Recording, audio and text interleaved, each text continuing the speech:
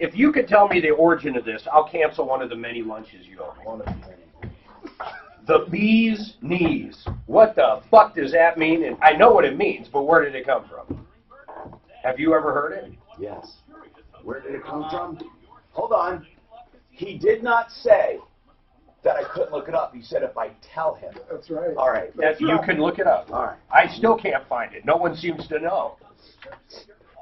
Well, you're knowing Mark pretty good. Here's I use his own weapons. Here's the best I've come up with. That it derives from the be-all and end-all, which eventually, over the years, the be-all and the end-law became shortened the B's and E's. B and E.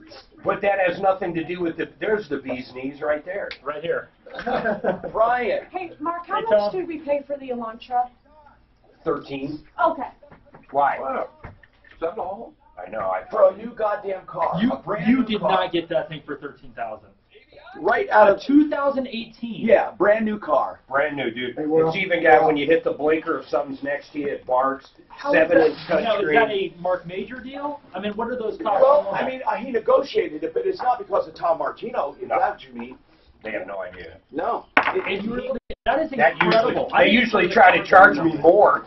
A brand new car, basically. I didn't know that you could get a new car for No, it's Is it not a basic, leftover? it's brand new. Leftover 17? No, 18 miles on it. 18. That is incredible. You know, no, it is. A new car. I didn't think they were 13 grand. possible to What get you that do is you basically have a brand, not basically, I keep saying that. You have a new car. Well, of course it's new. It's brand new. I mean, got 18 but miles on 13 grand is, for me, is Starbucks money. That's unbelievable. I mean, Just last week. What's your drink again? well, I changed it. It used to be a Quad Grande sugar-free vanilla breve latte with 3 Splendas. And a tampon. And now it's a Grande Breve green tea latte with 3 Splendas. What am I, the maxi pack? The Troubleshooter. Help me if you can, I'm feeling down. Hey, Tom Martino here. Welcome to the only show of its kind anywhere in the universe. Oh, well, what can we do for you? I want to solve your problem, answer your question, take your complaint, and make your life just a little easier. All you have to do is call us. 303-713-TALK. 303-713-8255. Just call with a problem, a question, a complaint. Get something off your chest. Or if you need advice. And I challenge everyone listening to check our advice. Double check it. And call us if you have better advice. This is an exchange of information. It's not an ego trip. I don't care if you have a better idea. I love it. Now I will say probably, most of the time you're not going to find me wrong, but who knows? Hey, give us a call. Seriously. 303-713-TALK. 713-8255. What is the best cold remedy that you have come across in your life? And don't just say, like chicken soup. I want something really unique. I have a spring cold. And I want the best remedy you've come up with. Now, there was something I came up with once that prevents problems, but I haven't been doing it. There's something called it's not alcohol, but alkalol. It's something that sounds like that. You got to look it up. But if you put a couple drops of it in water and you snort it and kind of put it in your nostrils, it really does some really good. Now, the neti pots are no good. I'm going to tell you, neti pots are dangerous. I use them and every day, all right, let me twice. Let me tell you something about neti pots. Do you go like this, lean over, and let it pour? No, I've literally got the squeeze kind. That's the worst kind. Mark, I'm going to tell you. Okay, listen. All right, you know everything, but just please allow me to just tell you what you're doing. If you do pressure more than just a little pressure, it's forcing water into cavities that don't vacate easily. And it sits up there and festers like water and mold and all that. So it's not. Over time, it can get trapped and cause serious infection. It happened to me. Seriously, remember, I was down with mastoiditis. I lost my hearing, much of it in the left ear. I don't right do ear. it when I'm sick.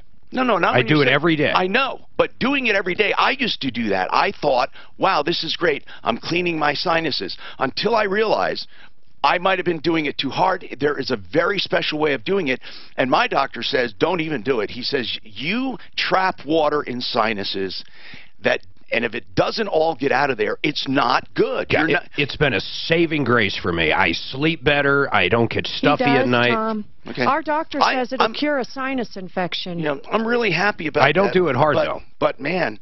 I know what you're saying. You can blow something out up there. Well, it's not just blowing it out. So if water gets trapped, it's really serious because it sits there and it doesn't come out. How about a hot toddy?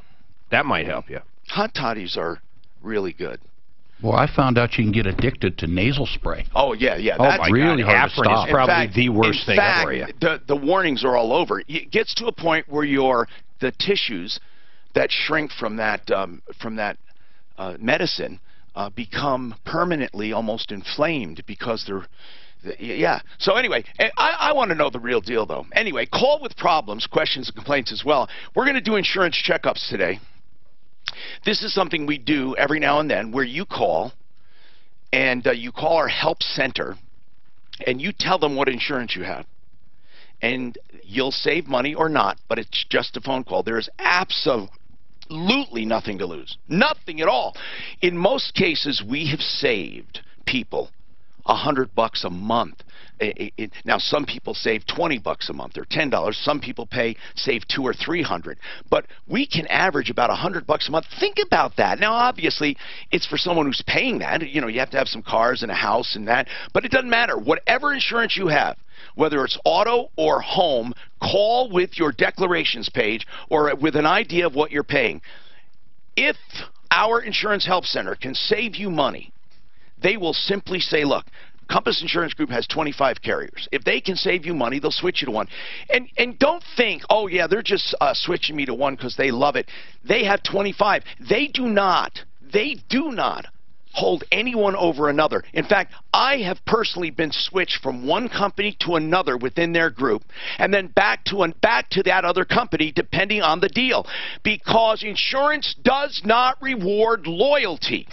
If you have insurance over a period of time, it is called the creep up syndrome. I guarantee it.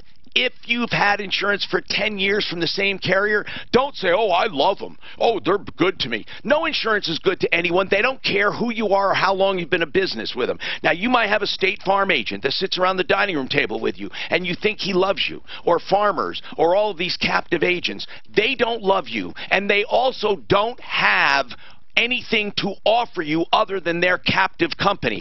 Captive agents are agents that can only sell one line of insurance.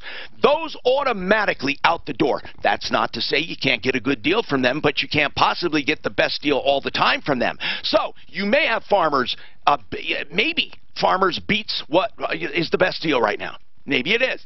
And then in 3 or 4 years, it's not. But no one will get the best deal for 10 years in a row. No one. It won't happen. If anyone has insurance, in fact, when I hear people that had insurance 5 years or more, I say you're paying too much. And I'll bet you, how about that? I'll bet you, if you've had insurance 10 years or longer, I'm going to bet you we can save you money. You call the help center. Now, we have special operators standing by there. And remember, they're going to be honest with you. If you have a great deal, they'll tell you. And that help center is 303-771-HELP. 771-4357. Let's talk about the big five, the worst companies in the world. They're the worst companies for rates and for paying claims and for problems. And if you have, now, that doesn't mean you won't get a good deal. And it doesn't mean they refuse all claims. They're just the ones that generate the most complaints.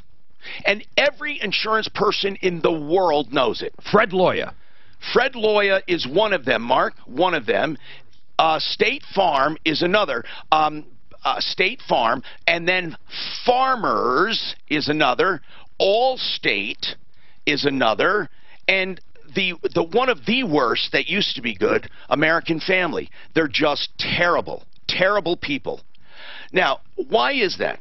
I don't know, but they're bad. Okay, so now, I'm pissing people off, I know. But if you have Fred Loya, State Farm, Farmers, Allstate or American Family, you have terrible insurance people. Now, you may have a good deal. That's the thing.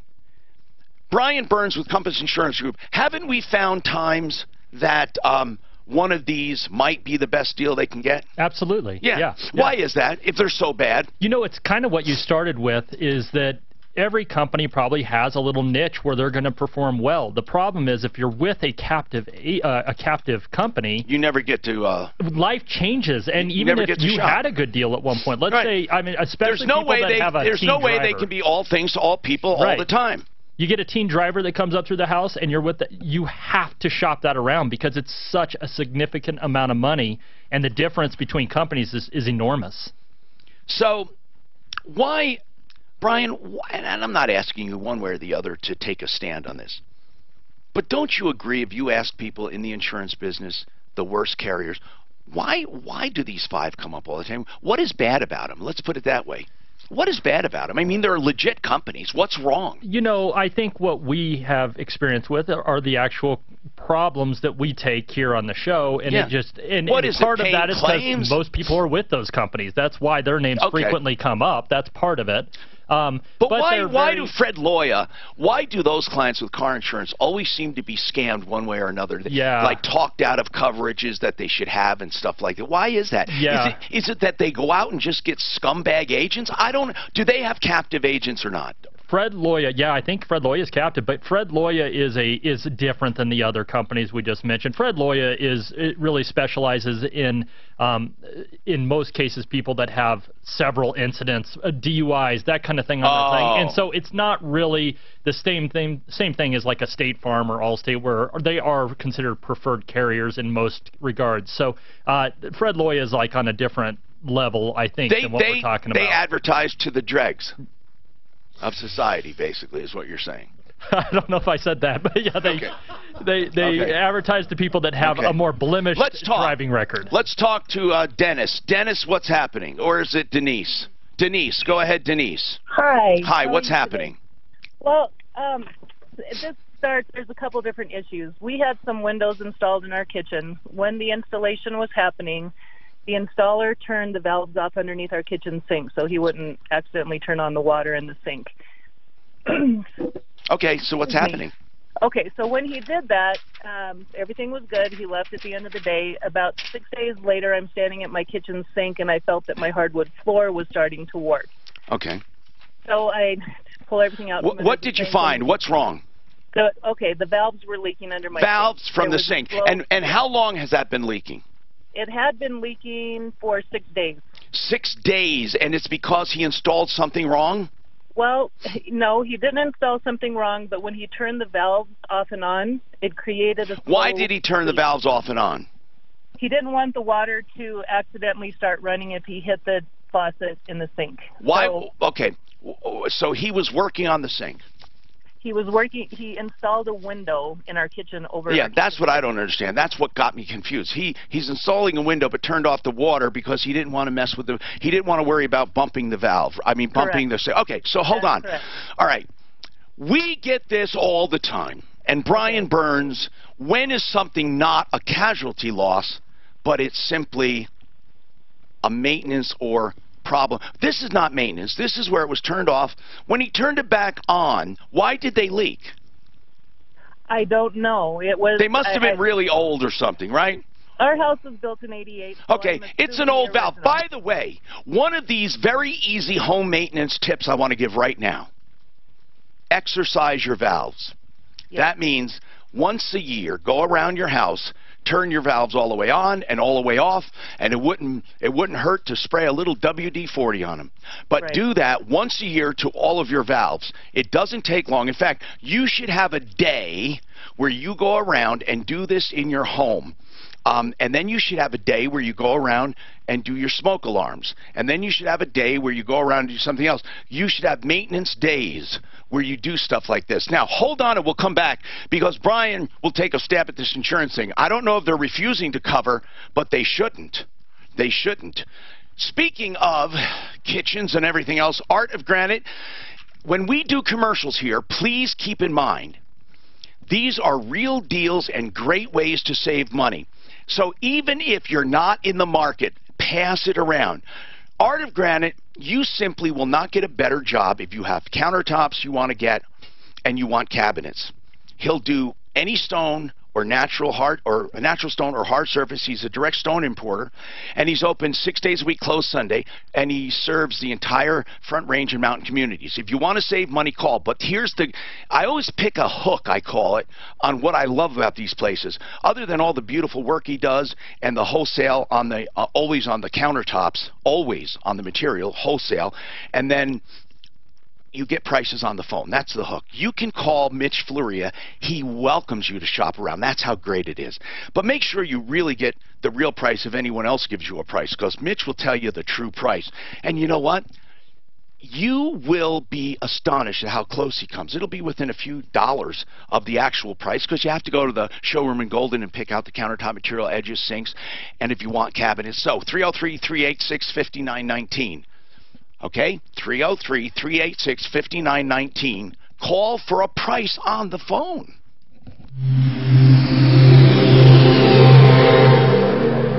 Good idea. I bet you it's a saddle valve. Those saddle valves are freaking terrible. What is a saddle valve? It's the one that actually pierces the pipe. Just a regular shut-off stuff. Oh, for like a refrigerator on it. Yeah. No, but that was his main. His main shutoff. So it wouldn't have been a saddle valve. Okay. No, he wasn't talking about the ice maker. Okay. Just a regular he was talking about under the sink. I guess the guy was climbing up on the sink and didn't want to. Gotcha. So you're right. That's what I'm sure is more the valve. Packing in the valves degrades, but becomes replaced with the minerals. You know, that white stuff? Yeah, sure. Exactly right. And so they don't leak until you move it, and then you grind the minerals away. I think she's saying it's the plumber's fault. I don't know. Well, here's the deal. I don't want to rehearse it, but we'll ask him about. I want to ask about all these kinds of coverages, because people have noticed something that's been there a while, and the insurance company says, hey, you know, your guy didn't do it right. Right. Six days. That's a slow leak, right? Yeah, faulty workmanship is kind of what you're going for, and that's the problem. But we'll just have to hear the rest of the story, I guess. Was it leaking when you left? Yeah.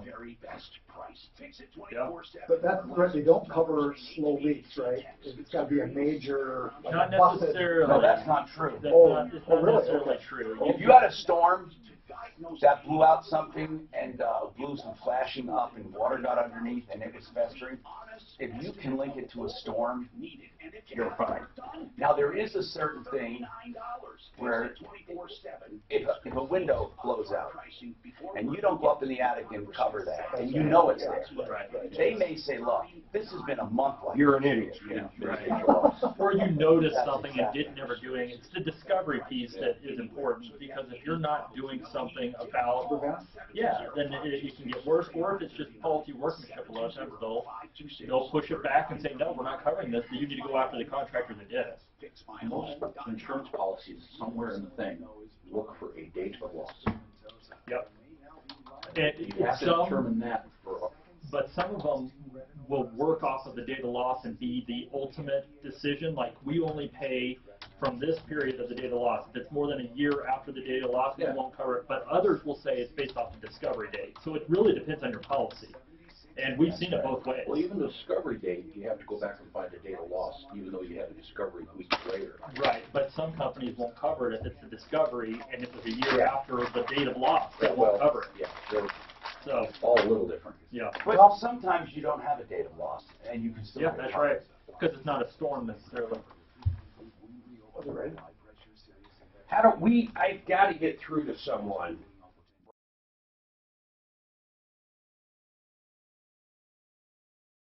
Place where you guys do your quotes through. I left a message like 3 or 4 months ago to try to talk to someone on that whole app thing we're doing on the insurance side. Oh, we need to get. I haven't got any fucking.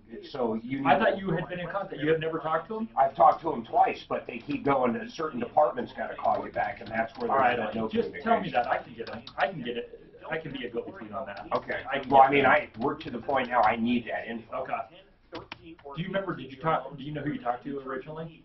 It truly is a custom No. loan. All right. You send me a. J Deep is one guy, but the guy that I think is, I'll get the guy that I think will be able to at least handle it. I'll just tell him, hey, I need you guys to do this. Okay. increased. So Kevin is complaining. Is that what I'm getting the feel of here, Tom? I don't care. It's wonderful. Got a quote from company. There is no complaint whatsoever. He says it was more than what he was getting. That shows we're completely honest. Right. No one. Sure. That's it. And it happens. Yeah. I don't care. Yeah. I like that. Remember the couple we had called in and said, or they called it, they emailed saying, "Hey, I only saved $20 a month," but he was only paying like last time, $60 a month. Well, no, they were mad. Something like that. They were paying $60 a month, and she was mad that she didn't save $100. How dare you not write me a check each month? Tom says that should been saving. But I do, Fred Loya, I have never had one complaint where it's always like, "Hey, no, they said that it wasn't." They're shady, seriously. The whole company is shady. Yeah, I mean, they try not to. I feel like they try not to pay claims. I mean, they're really.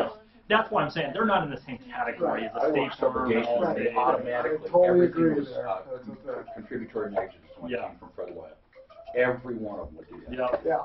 And it's always like, yeah, just say it wasn't your fault. Well, they. Witness in the darkness, 'cause there ain't no love at all to be found. Plumbline Services. Plumbing, heating, cooling, electric, and drains. Free second opinions. This is the real deal. If you're told you need a furnace, an air conditioner, condenser, service change, any of the categories, drain stoppages, and you need a whole drain system, they, of course, have their own drain division. Call Plumbline for an absolute honest second opinion, and they'll be honest with you about the price. Look, if you get a price, you get a free second opinion. How can it hurt you? Not at all, just like our insurance day today. Anyway, Plumbline, 303-586-1086. And don't forget the $149 special for electric. That includes parts to find, fix any electrical problem, unless it involves multiple circuits and is major, and they'll give you a written report, but you pay nothing. So it's fine, fix or free for $149 plus free second opinions. 303-586-1086. 303-586-1086. PlumbLineServices.com. So here's the deal, baby. We have our insurance checkup today, and as I said, we think there's absolutely nothing to lose by calling. And I think we figured about 85% of the time you'll save money. Sometimes you have a better deal where you are. Sometimes there's a better deal at a company you may not represent. Anyway, 303-713-TALK, and this is Living Proof. Kevin, go ahead. What's going on, Kevin? Yeah, hey, thanks for taking my call. Yes, sir. What's going on? I called. Thanks. I called and... Did you call today? No, it was about a month ago. Okay, by the way, the number for our insurance checkup is 303-771-HELP. Now, did you hear about it on an insurance checkup day we had, or did you just call on your own? No, it was a checkup day. Okay, and what did you do? No, I'm sorry, it was a couple days later. Okay, and what did you find? Well, I found out we have 3 cars, a 14, a 16, and a 17. Okay. I drive for Uber part-time. Uh-huh. And I have a 17-year-old boy. Okay. You know how that is. It ended up being about $300 more a month. What you mean? Compass quoted $300 more a month, their best deal. Yes. But $300 more than who? State Farm. Okay, so you have. How long have you had State Farm?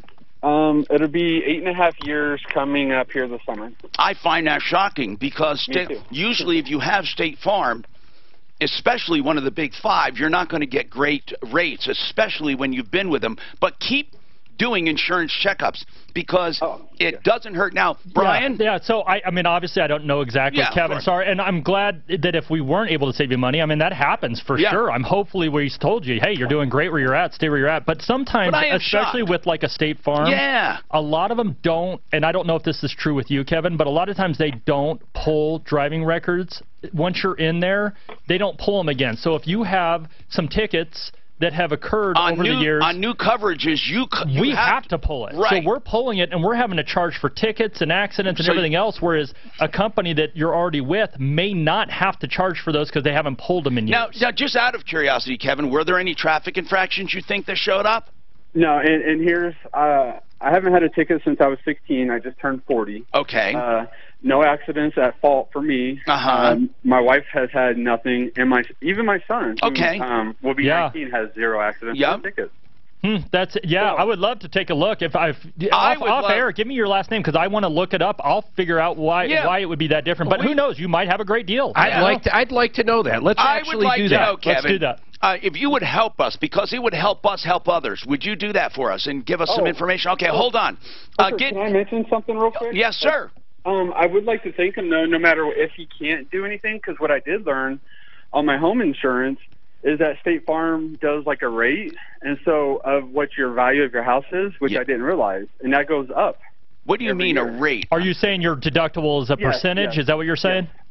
Yes. Yeah, right. Yeah, sometimes it's on the deck page, but you don't realize it. So so hold on, Suzanne, get Kevin's name and number. I'm going to have Brian's office contact him and just run another checkup to see for the heck of it why they could not beat that. That's great.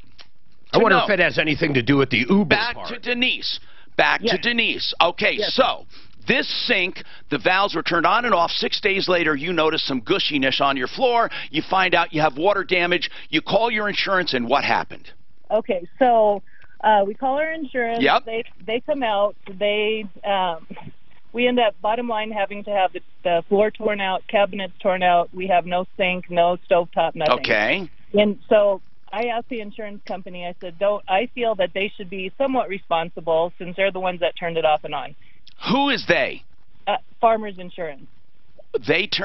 Farmers turned it on? No. Oh, I'm sorry. It's Renewal by Anderson was the window company. Okay, now why? Okay, Renewal by Anderson is not the least bit responsible, not even in the least responsible for that. If they're doing a normal thing, normal, meaning they turn it on and off, and your valve is in bad condition, they did nothing negligent. Now, if they took a hammer because it was stuck and start hammering on it, that's different. But when people do regular things, we have this come up a lot, by the way, Denise. Let's say someone is working on your car, and they go to take a lug nut off and the stud breaks off from the wheel. The question is, did they use excessive force or just normal? Normal activity does not breed negligence by itself. And so many times we are working on something or we come across people who are doing normal things, yet what happens is okay, you have a faulty driveway. Any driveway should be able to, let's say, have a truck pull on it, let's say. And they pull up with a truck. It's not excessively loaded. It's just a truck. All of a sudden, your driveway gives way because there was a void underneath, and it was like over years building up and building up. Finally, this truck pulls on your driveway, and a big, giant crack happens. Did they do anything wrong? They pulled onto your driveway. Are they overloaded? No. So therefore, they wouldn't be responsible. So, Denise, I kind of disagree. I don't think Renewal by Anderson is responsible for anything. Okay, and I understand that. That was one part of two questions that I have for you. Okay, what's the other? That was one. I just wanted to verify and make myself feel better about it. Now, that's my opinion. I wasn't there. I don't know how he turned it off or on. Sure, and he probably just turned it off the correct way and on the right way. Another question, and I don't know if it doesn't seem right to me. So our house, again, was built in 1988. The cabinets, when they were taken out by Service Master, Service Pro, whoever it was, it doesn't matter, but when they took it out, they had to cut them apart because there was mold between the wall and the cabinet. Also, the frame of it was broken in a couple places. So the Farmers sent out a company called Furniture Medic to take a look at them to see if they could rebuild them. Now this is a totally different thing now. This has to do with the water damage because when they had to take out the floor, so the floor has been removed. The counters had to be taken out because the floor was underneath my cabinet. So something cracked. Well, the floor was all warped. Okay. So they had to pull out a large amount of the flooring, the wood floor. And to do that, they also had to take out cabinets. Okay. And countertops and things. So what is your question? So do you see does it seem right that the insurance company only wants to pay to have the cabinets repaired and not replaced? Even if there was water damage and the face of them are broken and cracked? What are they proposing to do as far as fixing? To have a Furniture Medic company come out and fix them. Okay. And again, since they're were originally installed in 1988, I don't see that they're going to look the same once they're repaired. What do you think, Brian? Well, I think it's exactly what she's trying to get at, is if they can repair it, that would be their right to try to repair the work, because it's not their responsibility to replace it if it can be repaired. What happens with betterment and insurance? If they have replacement costs, it's not an issue, right? Yeah, I mean, if it can't be repaired. I mean, the first option would be to repair. Insurance policies don't ask people to pay betterment. Like, you get a brand new cabinet, you have to chip in. No, on a home policy, on auto, you can't do that, but on home, there is replacement cost on the contents. So you can get replacement costs, but it's not required if they can repair something. Right. So I'm sure they're just going through the drill. I am sure it's their choice and their discretion if they can fix them or not. And before I think you have a right to complain, you're going to have to basically let them fix it. I mean, Denise, you're assuming it's not going to be right, yes? Tom, I see a bigger problem. If she tries to replace cabinets from 1988, they'll never be able to match those. Well, no, but that's an issue where they would have to replace all of them, and that happens with roofing, and that happens with other things. That's one of the things about replacement cost. If you can't find what they have to replace, then they have to do all of them, right? Yeah, if there's a big enough discrepancy between the colors or whatever there is, then and that's probably why they're trying to repair it. Here's the deal, Denise. You got to give them a chance. It's in your policy. I mean, you're not entitled to brand new cabinets just because you want them. Understand. You have to. Now that doesn't mean you have to take a crap job. Right, Brian? No, if they do the work and it's not looking good, then of course at that point that's where you get them involved. Say, hey, this isn't right. I want to remind people that we have the Insurance Help Center for saving money, 303-771-HELP. Get your Dex page, give them an idea of what you're paying and what coverage you have, and they'll take a shot at it. And there is a better than not chance that you are going to save money from what you have. And there's no reason to stay with a company if you're paying more. So call the Help Center at 303-771-HELP. Also, speaking of saving money, you know that we've been touting this becomethebanker.info. Again, I did get some feedback. I'm asking people to go to that website, becomethebanker.info, and tell me why you would not invest in that. One person called and said, I would not invest in that because I don't think 4% plus a 1% dividend, that 4% guaranteed, is a good enough return. That's a fair thing. If you think that's not fair, but for a lot of people, as one of their investments, that is a wonderful thing to have. A life insurance policy that yields a cash value, and that cash value is most of the money you put in there. It's a very small cost of insurance. So here's the deal. You purposely overfund it because the extra money in there grows tax-free. The idea is to use that kind of like a credit card through your life, paying yourself that high interest and building up more money until retirement. And then you use it in retirement tax-free. Again, I invite your feedback. Please go see the video and sign up for one of the seminars even. And it's 303, excuse me, no, not the number. I'm going to give you first the website. It is becomethebanker.info, becomethebanker.info, and that will give you a bunch of information on what it is all about. And then truly, please call me. You don't even, so a lot of people say, I don't want to go on the air. I just want to say this. Call me with feedback. The number, if you want to talk to them directly, is 303-779-6600. I got a hard time that Ford's not going to have a good fucking order, man. I think they are. All those floods last year, how long ago were they? And weren't they massive? I mean, I don't remember. Where did all those fucking cars go? Yeah. And the cat had clawed up their brand new. Even if they didn't get the lion's share, they still got a shitload of everything. Yeah, right. As it turns out, behind that kitchen was an old chimney. A rat hate going into it. Shoot his way to the back of the cabinet. Earnings report. To get into all my some wanted to mount to the back of the cabinet. Wow. Tomorrow. But they repaired those, and in 11 came and repaired 9220 on the sofa. You could I can't believe 90-50. It would have to be. That's you can do it for sure. I don't know how they do that. My average hits $80 now. But the cabinet maker guy did a beautiful job. I think it's cost. My fucking Amazon is still up 17%. They're down almost like $100 in the last week. I think Mark might be right. They may not have picked up his Uber or something. Well, Uber could be a problem for sure, because there's only I've got 3 companies that will even do the Uber endorsement, so it limits you on what companies. And they might have a deal with Allstate or State Farm or whoever that guy said that, you know, Uber recommends them for all this shit. Or, and what I find a lot of the times is people don't ever tell their current insurance they're doing Uber, and so there's nothing there. Yeah, So, that's exactly what I would say. You know what? That's probably exactly. Yeah. Well, because business insurance on a car is extremely expensive.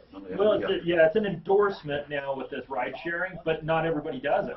There's very few companies that will write ride sharing endorsements. Why did mine go up 800 adding that car? We haven't even added the driver. Did she tell you how much it went up? Well, it came from Progressive. I just got the email. Okay, so because I had her call and find out what the deal is. So it went up $800. It will actually go down when you add Addie by $160. Why?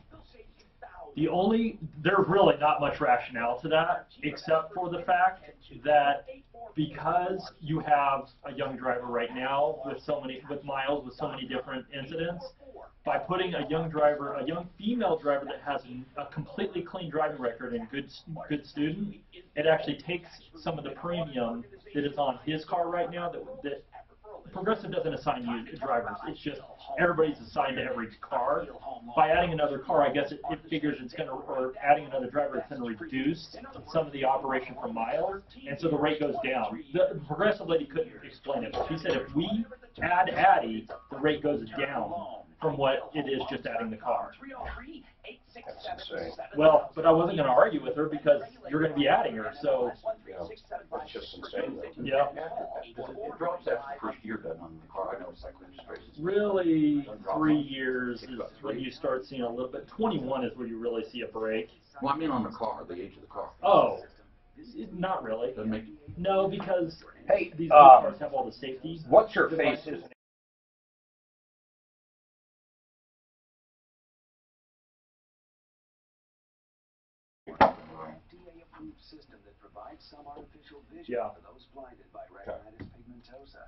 Well, Brian just told me if we add her on now, the insurance actually goes down. Call now. Argus 2 is indicated for patients who are completely blind due to retinitis pigmentosa. Yeah. Side effects that may require further treatment include No, I'd call them scheduled. Well, let's work with her over the next week or whatever. associated with the device and procedure. Call 800-499-7620. Addie must be in seventh heaven. She made that sheriff's department program and the new car.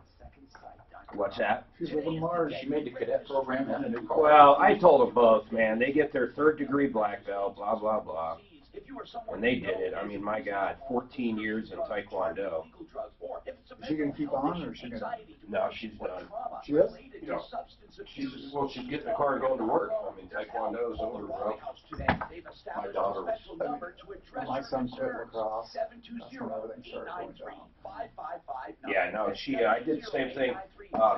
As soon as she passes her driving test, she's got to have a job. It's time to start working, and she'll graduate a year early, which is pretty impressive. He's not even good. He's such a bad copy of Denny Dent. This artist. You don't like him? I thought that was good. I haven't seen Denny Dent, but.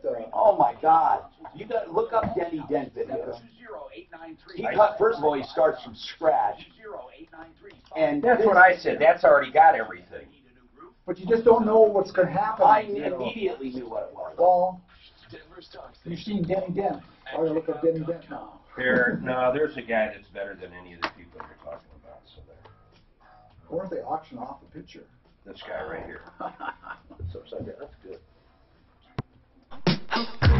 Hi, I'm Tom Martino. We have lines open if you want to get through. Anthony wants to talk about dental work.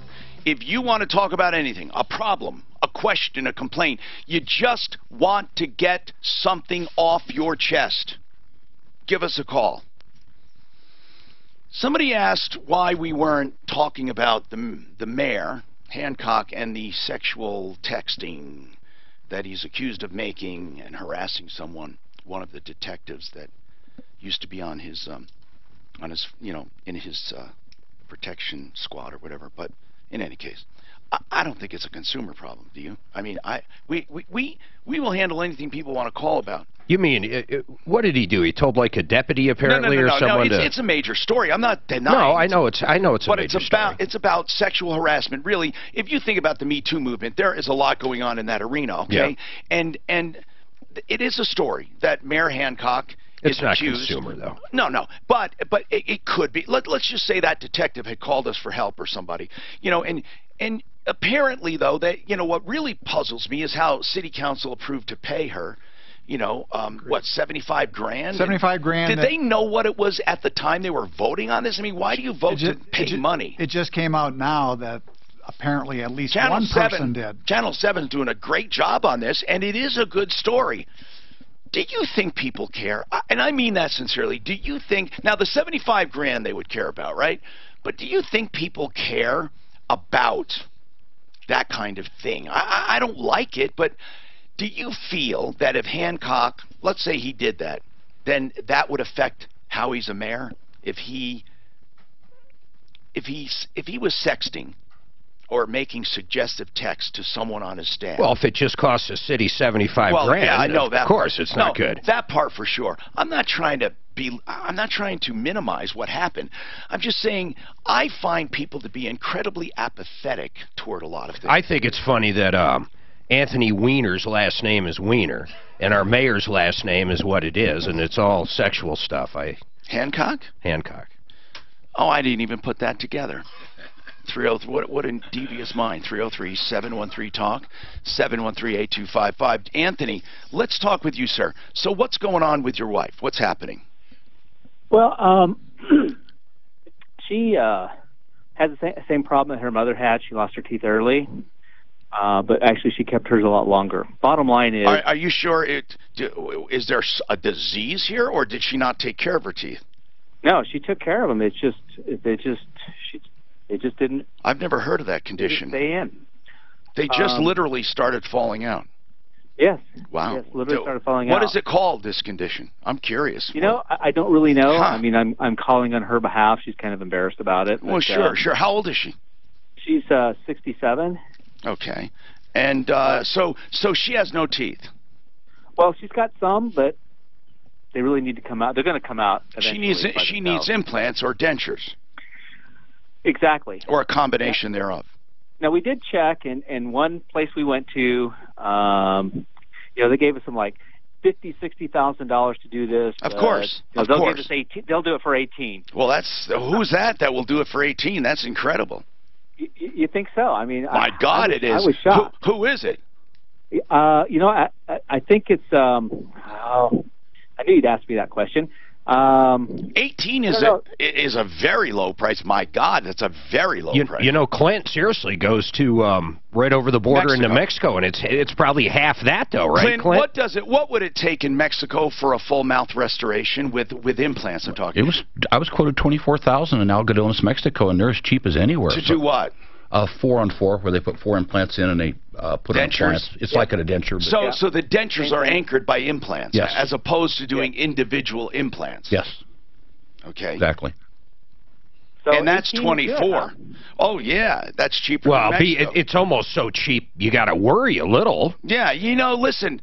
This is expensive. You know, you might hear me do commercials about Aurora Orthodontics, where they do. Aurora Orthodontics straightens out your mouth without pulling teeth and without extractions. They don't do implants. And the whole idea there is, you know, they can use these mouthpieces to gradually widen the palate and straighten the teeth. So listen, so this process, together with Invisalign braces, will give somebody straight teeth in 2 years. Just the veneers, if somebody wanted veneers just in the front teeth, could be $25,000. The whole mouth, crazy. With the whole mouth, if you did veneers, would be like 50 or 60 grand.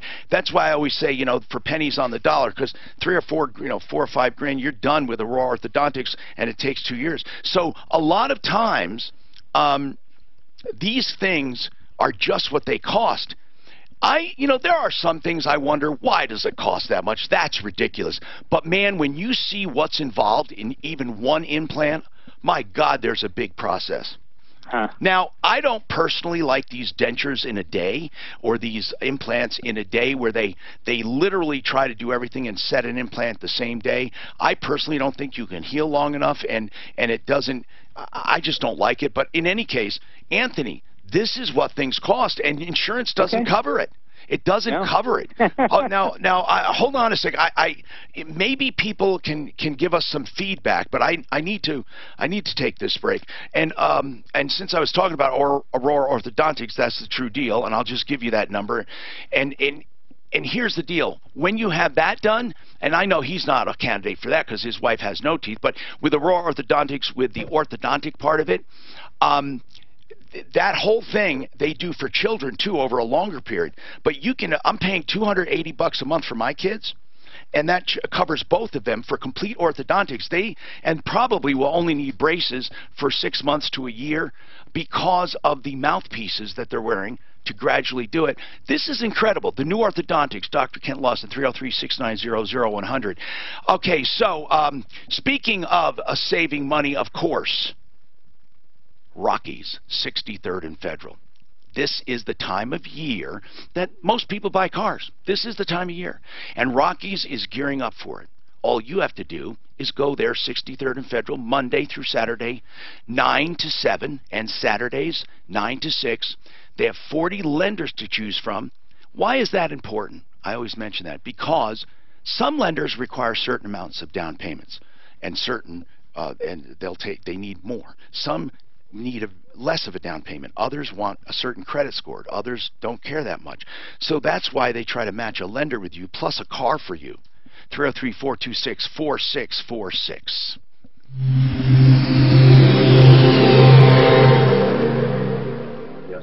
This report.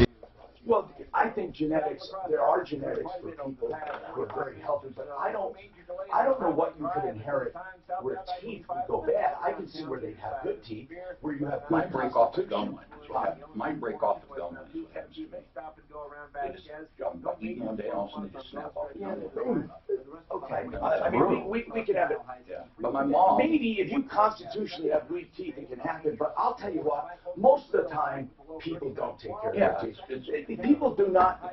You have to floss every fucking day. It's not like once a week or once. Every day, floss. Every freaking tooth. You have to. There's no way. I water pick, thank you. Well, water pick's the same thing. Okay. But you have to do it every day. All over, don't you? I love my water pick. Did you have a water pick? I don't. It is way better than, well, I can't say it's better than floss. It's way quicker. You know what? I might want to get one. I like that idea. I like that. Do you really? Does it do as well as? Well, here's the thing. It doesn't have the friction, though. But does it have the friction? I guess you don't need it if you do it every day. If you have a good water pick. It doesn't scale, though. It's absolutely great for the gums. But it doesn't scale, right? That's the point. Yeah. But maybe if you do it every day. It's pretty. Most people can't even use them on high. But if you do it every day, you don't have to. You probably have no buildup. Right. Do you? So when you go to the dentist, do they say all look great fine? job? Do they say great job? Yeah.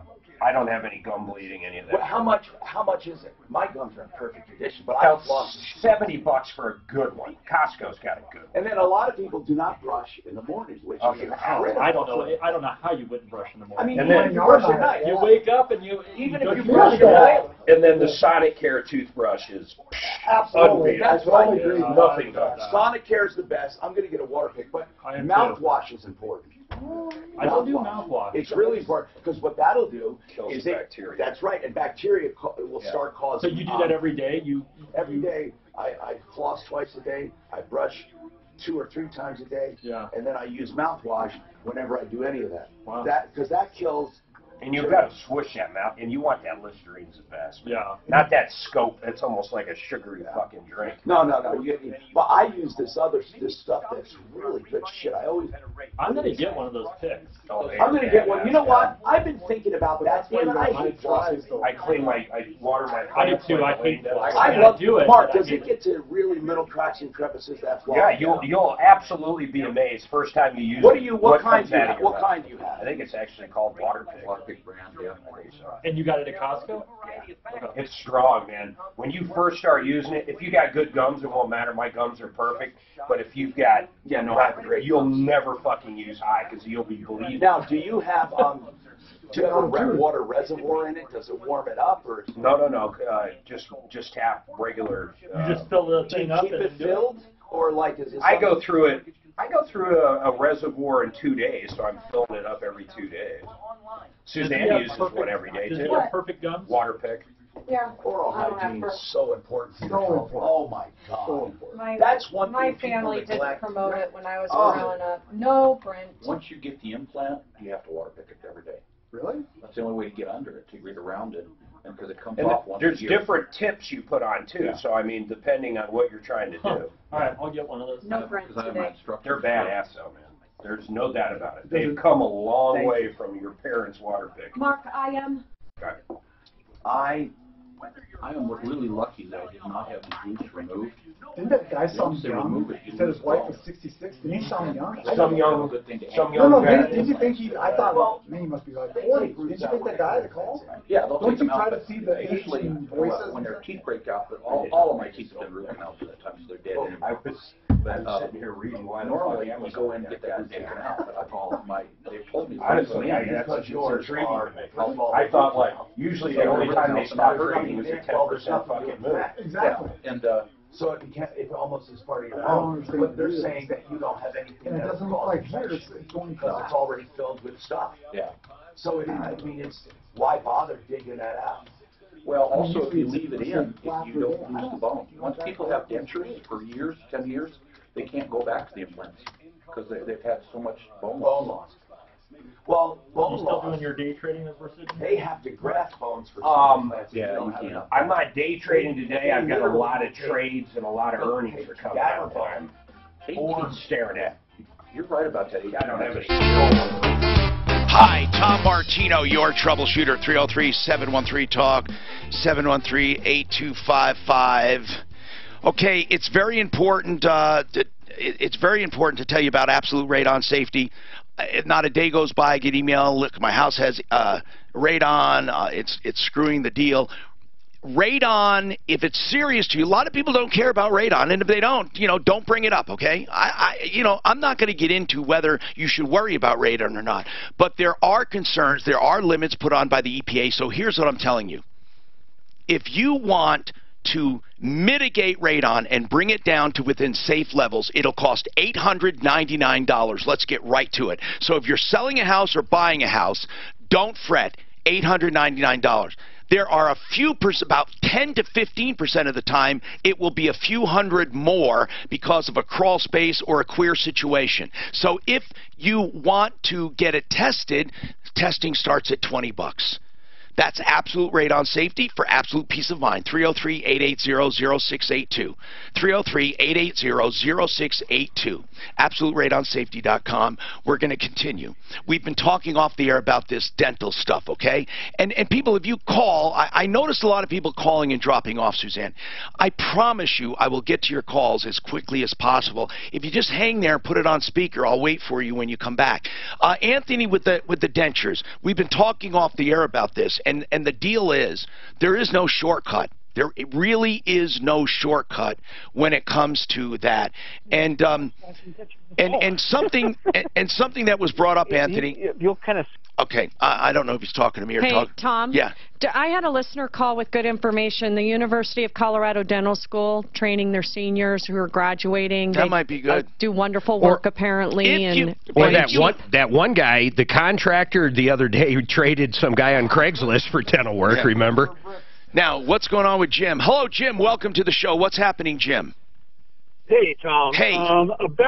About a month ago, you had a caller call in. It was an outside salesperson freaking out about tax implications from the new tax law and him not being able to deduct his expenses anymore. What was he? He was an outside, what person? Outside sales?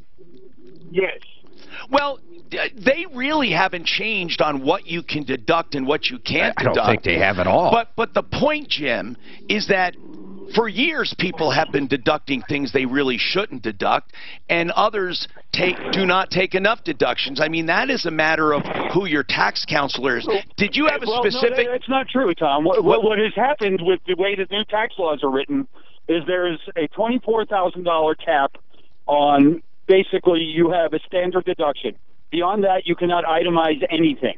And that's what he was concerned about. That's not correct, though. Hold on. That Jim, is true. My accountant, I spoke to him about it this year. Jim, Yes. we'll talk about that, okay? But what I said is not untrue. What I said is they didn't change what you can deduct and what you can't deduct. Those things have always been, you know, you can deduct legit business expenses. It's actually better than it was. Now, whether or not you have to detail them, Jim, you bring up a point, so let's find out exactly what you're talking about. I'm hoping you can hold on so we can do that. All right? Let's find out about tax deductions. Crazy. You've probably seen... You realize I can write off 80% of the bus I bought. 80% of it. I thought you were 100%. No, it's 80, and then I got to depreciate around. Now they do limit your state income tax and state income tax to $10,000. Well, yeah, and your property taxes. Right. So property, state and local. Right. They limit the $10,000 write-off. But that's not what he's talking about. Right. At least I hope not. But the standard deduction is $24,000. So if you have more to write off than $24,000, What is a standard then you deduction? itemize. Then you, What do you mean? You either do standard or you itemize. Exactly. Standard for If you, what? let's say you make $50,000 a year and you're a sales guy, okay? The first 24 they just give you. You don't have to write. You don't And I have hardly have 24 anyway. When I put it all together. Well, what I'm saying is, but that doesn't matter. You just simply the first 24,000 they give you. Is that like for major But radio? if there's like more, for major radio, for example? well, no, because I've got to itemize because I bought a bus and all this other shit. So you either take the 24,000, Either or. Yes. You don't go. or you have to 24. itemize. Yes. Yeah, Either or. either or. That's You exactly can't right. take 24 plus other things. That's right. Right.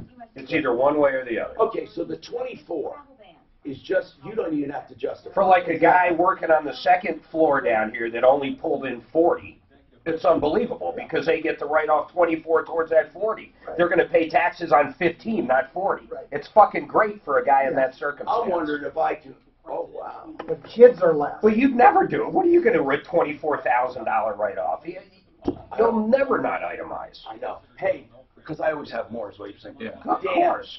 Dan, aren't kids no deduction anymore? No. Yes, there's a tax credit for them. Yeah, correct.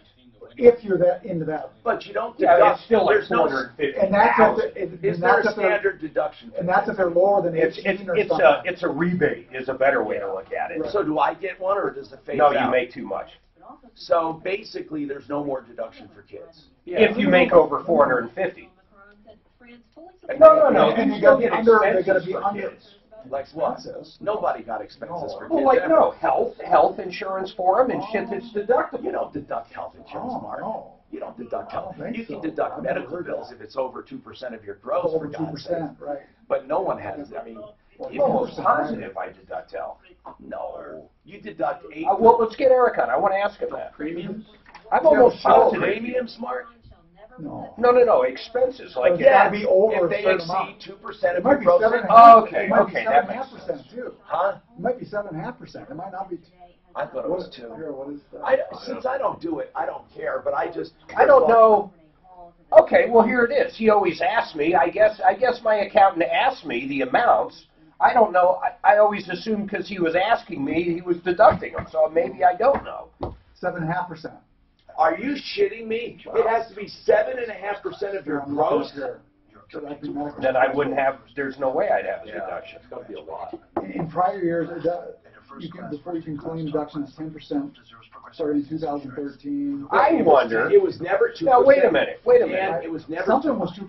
Wait. Charity was 2%, right? No, charity's 100%. No, you're right about the 2%. Major radio. Wait a minute. Major radio pays for my insurance deductible. So why wouldn't that be deducted? Oh yes, that's the way you're doing it. No, wait a minute. What are you talking about, Dan? Don't be so fast. What do you mean? I'm saying I think my business pays for my insurance. I think that's how my accountant does it. If you take the premiums. if you take it as a business expense, a benefit, yeah, then do remember that 2% for a long time. I think Okay. that threshold is still I guess I got to ask Mallory how he's doing. 7.5%. He just always asks for all the info. Because I remember that number for years. What? No, but you must not 2%? 7.5%. 7.5. Yeah, but for years it was 2%. Something was 2%. You know, this, I remember something this thing being Andy's 2% going of to? gross. Dan, what is it that's 2% of gross? I remember too is 2%. 7-8 days, man. I know that question was asked every year about something, but I thought 2% of gross. But I thought it was medical Either too. your spouse is age 65 or older. Well, the trouble is we're guessing. Mark, when I get Social Security at 66, oh, well, I get a check for my kids. An extra check for each kid. And being in a better position than you were before means you have a shorter term or a lower according rate to my load, divorce or decree, that you maybe consolidated some debt and then they can tell you I how still to pay the off same that amount of portion. child Does support. she get a chunk of anything? Credit optimization. We weren't married. Oh, okay. Donna will. It takes a few hours to get you even better pricing. Does Donnie get, well, because you were over 25 years, huh? She'll get half of mine, and it doesn't cost me a dime. Do you realize if I had 3 ex-wives, they would each get half? And I know, and it doesn't cost you anything. That's wrong. Yeah, I know. It's like you're taking from the system. That would be hard, though, because they'd have to be lifetime wives or Bonnie whatever. told us that Oh, day that's that if true. your That's ex-wife You could have was two. It's 10 years does or or more lives somebody else on the birth That's all it takes. Actually, you could have 3 then, easily. There's a lot of people that have had 3 wives, 10 years each. I guarantee there is. And they get your ex-wife has no child. Or Or maybe maybe, not- hold on, Not by maybe you. they get a portion up to half. DNA doesn't make that, and if she There's does so many not put questions. another name. You know, this CSP Academy Addie's going to, they live there. It's just like the police academy. Well, also, they want to enter It the might academy. They have to change wake up. if you get Oh, an I'm sure, element yeah. on that and stuff. But Today I is the day you break you can't do it. I hope they get to do like real ride-alongs. It sounded so They've crazy got that it's real. It sounded, it's good. It sounded so wrong. They won't let you in without a driver's license, so I'm assuming they drive She cars. wants to go into law enforcement. She really likes CSI stuff. There's help. Call the Raleigh House today. They've established Loves a special it. number to Is she going in with She would, her dream is to walk into a murder fest and figure out what happened. I mean, isn't that, I mean, Yeah, that's good. she likes the puzzle. She loves it. Sheriff's Department and State Patrol have more divisions than police. We should bring her down to Colfax. No, It's a cool program. the homeless shelters. It's a great program. I've never heard of it. No, you should bring her. What are those? They only allow 40 kids a year. every cost. Call today for a free Mark, where'd you get your Hyundai? The Raleigh House. Just Rapid. just regular standard deduction. My son gets his license next month. And I was also our in business my expenses. wife's It's car, which really is a normal 2008 shit. Highlander. But I could sell it for probably 10. I'd rather get a brand new car. If I With could a 100,000 mile warranty. Yeah, well, and her car has Better gas 120,000 on it right now. So brought to you by Hyundai's been kicking ass. Their Santa Fe is selling. How about come to bank, right? I need somebody. Now, Tom Martino, the Troubleshooter. Hi, Tom Martino here. This hour brought to you by BecomeTheBanker.info. We are talking about money. We talk about transactions. We talk about life, liberty, and the pursuit of happiness. Basically, if you're frustrated, you don't know where to call us. Even if we can't handle it, we'll tell you how to get help. All you have to do is call us at 303-713-TALK. Also, 303 Martino works 24/7. You can call that number anytime with your concern. So many things come up during the day. What do you know? You're not going to hire an attorney. You're not going to spend a lot of money fighting this thing. Let us take on your burden and give you some relief. If we think it's worth getting involved, we'll get involved. We'll at least give you some quality advice. Today is Insurance Help Center Day. If you call, you can get quoted. We have a help center with experts standing by from Compass Insurance Group, and they represent like 25 lines. The whole idea is to call and compare what you have now. Listen, if you have great coverage, we'll tell you. But in the past, 85% of the time, we've saved people $100 or more a month. And that number is 303-771-HELP, 771-4357. As far as Become the Banker, I got another feedback and say, Tom, I can't find anything wrong with it, but people say life insurance is not a good investment in general. And I am saying they are right. You're not doing this for life insurance, but the life insurance here is different. It's totally different than regular whole life. It is life insurance that guarantees 4%. It does not invest in the stock market, plus its dividends, and the growth is tax-free, and most of the money does not go toward insurance. It goes to cash value. Insurance is almost like a side benefit. It's really just an excuse to get in on this program. Become thebanker.info. Sign up for one of the seminars and find out more. It becomes a tax-free retirement fund, really. Become thebanker.info. Eric Reinemer, we had a question. Eric is with Atlas CPAs and Advisors. They do all of our accounting work here at the Troubleshooter Network, and we had a question, and basically basic questions, okay, Eric, about deductions. Now, when it comes to business deductions, what is this standard? And I'm going to bring Jim up and let him talk because he brought it up. What is this $24,000 you're allowed to take without itemizing? Yeah, this is a new thing with the new tax law, where for a married couple in 2018, your first $24,000 of income, you get to take a deduction against it without even thinking about. But is that for a W-2 employee, or is it for somebody who has a business? That's for everybody. What? Everybody? Yeah, think about it this way. Whether or not you've got a business or a W-2, that income shows up on page 1. On page 2, everybody gets a deduction, whether or not you are a business owner or a wage earner. You get a standard deduction or itemized deduction regardless of how you get your income. So, but if you take that deduction, then you're not allowed to itemize others, or can you do both? Well, let's be clear. First, if you're a business owner and you've got X amount of revenue, you can take any kind of business deduction to come to your bottom line income, which goes over to your personal return. That's separate from the standard deduction for everybody. I get it. So if you have an LLC or if you have a corporation or a sub-S, you can take all of your normal business deductions there, and then the bottom line that you get as income, you also get the 24. But in lieu, or not in lieu, but to get this $24,000, do you as an individual taxpayer have to give up any other kind of itemized deductions for your individual return? Yes, and remember, it's $24,000 this year for a married couple. It's $12,000 for a single individual. Again, then, as a married couple, if we take the $24,000 deduction, do you have to give up any other deductions as an individual? What do you have to give up?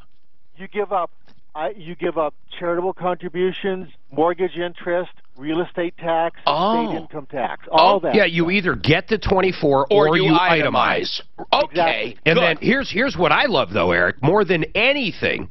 The fact that you can buy, if you're a business, small business, if you can buy a new car, an airplane, a boat, anything that you're truly using for business, instead of having to depreciate little bits each year, you can take the majority of the entire cost of it this year, right?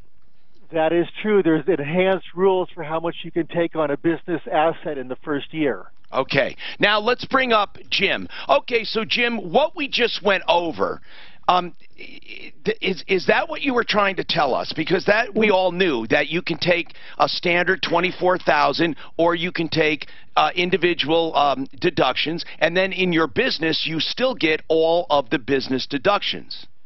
Okay, Tom, I'm a W-2 employee. Okay. I'm in outside sales. Okay. I have approximately $20,000 in out-of-pocket expenses for business every year. So this year, my accountant told me that in next year's tax-paying year, I would end up paying about $5,000 additional out of pocket. Then call Eric, because you're getting bad advice. No, wait, just wait a second. Go ahead. I'm not calling to complain about the law. What I'm doing is to give you a solution for your listeners. But Jim, before you do that, I do want you to talk, and then you can say anything. But I do want to correct it if it's wrong. That's all. So you're saying that you, as a W-2 employee, you have $20,000 out of pocket. Is that right? I'll have about $5,000 out of pocket tax-wise. That will be my tax burden on my $20,000 in expenses. But Jim, why is that? Because that doesn't make sense to me. I can no longer deduct my expenses for travel, for gas, for meals, any of those things. But the reason, Jim... Is Eric still on? Yeah, he is. Jim, you can take Did you hear what Eric said? You can take 20. Understood completely. You Tom, can but I take will be 24. Well above and beyond the 24,000. Yeah, but he's saying he's W-2. Let's ask Eric. So Eric, what is he saying? He is saying somehow it's going to cost him $5,000. I have no idea why. Yeah. Let me clarify what Jim is saying. Okay, good. The issue is tax laws are favored towards being self-employed. For Jim, as a W-2 employee, he can no longer deduct any of those expenses because those used to go on your itemized deduction subject to the 2% limitation, but that went away with the new tax law. So Jim literally cannot deduct anything because he's a wage earner, not a business owner. But he can get the 24, but he's saying he has way more than that. Yeah, the issue is Gotcha.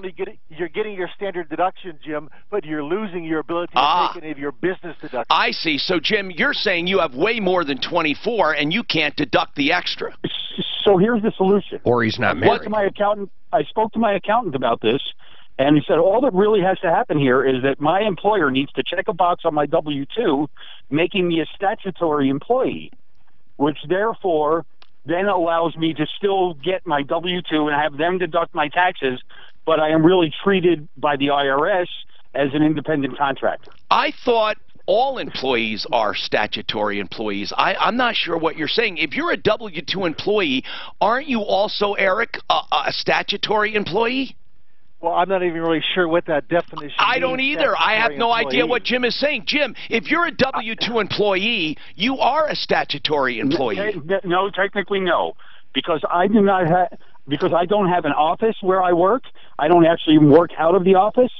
The fact that I am required to have a home office and work out of my car allows me to, I kind of get the best of both worlds. It says a statutory. Hold on a second. A statutory employee is an independent contractor under IRS common law that is treated as an employee by statute. Okay. Okay, I didn't know that. I thought they were both the same. So, what would that mean, Eric, for him? Would he get a 1099? Eric? I guess Eric is no longer with us. Okay. Tom, I can tell you I will still get a W-2. You'll still get a W-2, but you will be considered almost like an independent contractor. Correct. But it just allows me to still continue to deduct my expenses because I do not work out of my company's office place. Okay, well, thank you, Jim. You made your point. He is saying this. For employees who are W-2 and you think you're going to lose because you can't take deductions beyond the $24,000 and you have more than $24,000 in standard or in deductions, if your employer calls you a statutory employee, you get to take them all. I don't think most will, though, because according to this, I mean, really, you can't work in that office. I mean, it's not normal. It's not normal. So, Eric, I guess there is a difference between a straight W-2 and a W-2 statutory employee. Yeah, I almost never come across that. No. But yes, I guess there is that distinction. Yeah, so thank you very much. That's Eric Reinemer's Atlas CPAs and Advisors. So, but to be a statutory employee, it's a very strict definition. And again, Jim fits it because he doesn't go into the office. He doesn't use their stuff. He doesn't go in every day, and it's just weird. It's just weird. And he gets reimbursed for expenses. Yeah. So, Joe, what's going on with you, Joe? Tom, I got a much better solution for Jim. What is that? He should go to his employer and say, boss, I want to make a deal with you. I'll take a $20,000 cut in pay if you will agree to reimburse me up to $20,000 a year in my travel expenses, which don't show up in which don't come to you as W-2 wages. They're non-taxable, reimbursable expenses. No difference to the employer. He reduces his taxable income by $20,000, and the employer will reduce payroll expense too. I agree with this guy 100%. That's great, Joe. That's smart. But I don't know if he has a big corporation, they may not. That might be a very difficult thing to swing. Actually, that's the way most corporations, and I've run them. I've worked for Fortune 50. That's the way most corporations do it. They reimburse you for travel expenses. But thank you for that creative idea. 303-713-TALK, 713-8255. Remember, we're doing our Insurance Help Center where we're trying to save you money with casualty, with home and auto. And is casualty the name of that? Why do I say? I guess for casualty losses. Casualty is going to be your auto insurance and then property. So you got your casualty and property, yeah. Okay, so casualty and property. Now, let's talk. What savings do we have examples of? Yeah, I just grabbed a couple real quick that kind of stood out. Yeah, this would be cool. We had one from Geico.